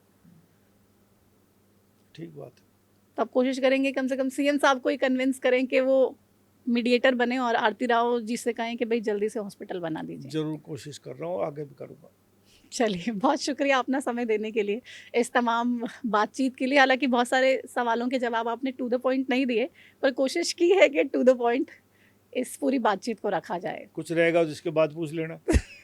ठीक है, इसके बाद पूछ लूंगी, हाँ। शायद टू द पॉइंट ज़्यादा मिल पाएगा। बहुत शुक्रिया अपना समय देने के लिए और इस तमाम बातचीत के लिए। नमस्कार। नमस्कार। तो राव नरबीर जी को आपने सुना, तमाम सवालों के जवाब टू द पॉइंट तरीके से देने की कोशिश की है और बता दिया है कि गुरुग्राम में जितनी भी समस्याएं हैं उसका समाधान करने के लिए लगातार प्रयासरत हैं। कोशिशें हैं कि जल्दी ही तमाम परेशानियों को ख़त्म किया जाए, लेकिन जो एक हेल्थ केयर फैसिलिटी को लेके प्रॉब्लम है, हॉस्पिटल्स को लेके प्रॉब्लम है, उसका समाधान क्या वाकई में हो पाएगा? हो पाएगा तो कब तक हो पाएगा? कब तक हो पाएगा तो कैसे हो पाएगा? इसको लेके हालांकि क्लियर नहीं है, क्योंकि टसल आप जानते ही हैं, राव इंद्रजीत सिंह वर्सेस राव नरबीर की जो है वो लंबी चलने की अब इस इंटरव्यू के बाद उम्मीद जताई जाएगी, क्योंकि साफ तौर पे कह दिया है कि कोई समझौते की गुंजाइश नहीं है। बहुत बारी पहले भी कोशिशें हुई, बीजेपी के सीनियर नेताओं ने भी की हैं, लेकिन वो तमाम कोशिशें सिरे नहीं चढ़ पाईं और नतीजा ये रहा कि ये प्रॉब्लम अभी तक बीजेपी के लिए बनी ही हुई है। बहरहाल, टू द पॉइंट के इस एपिसोड में मेरे साथ बस इतना ही। आप देखते रहिए हरियाणा न्यूज़। मुझे दीजिए इजाज़त। नमस्कार।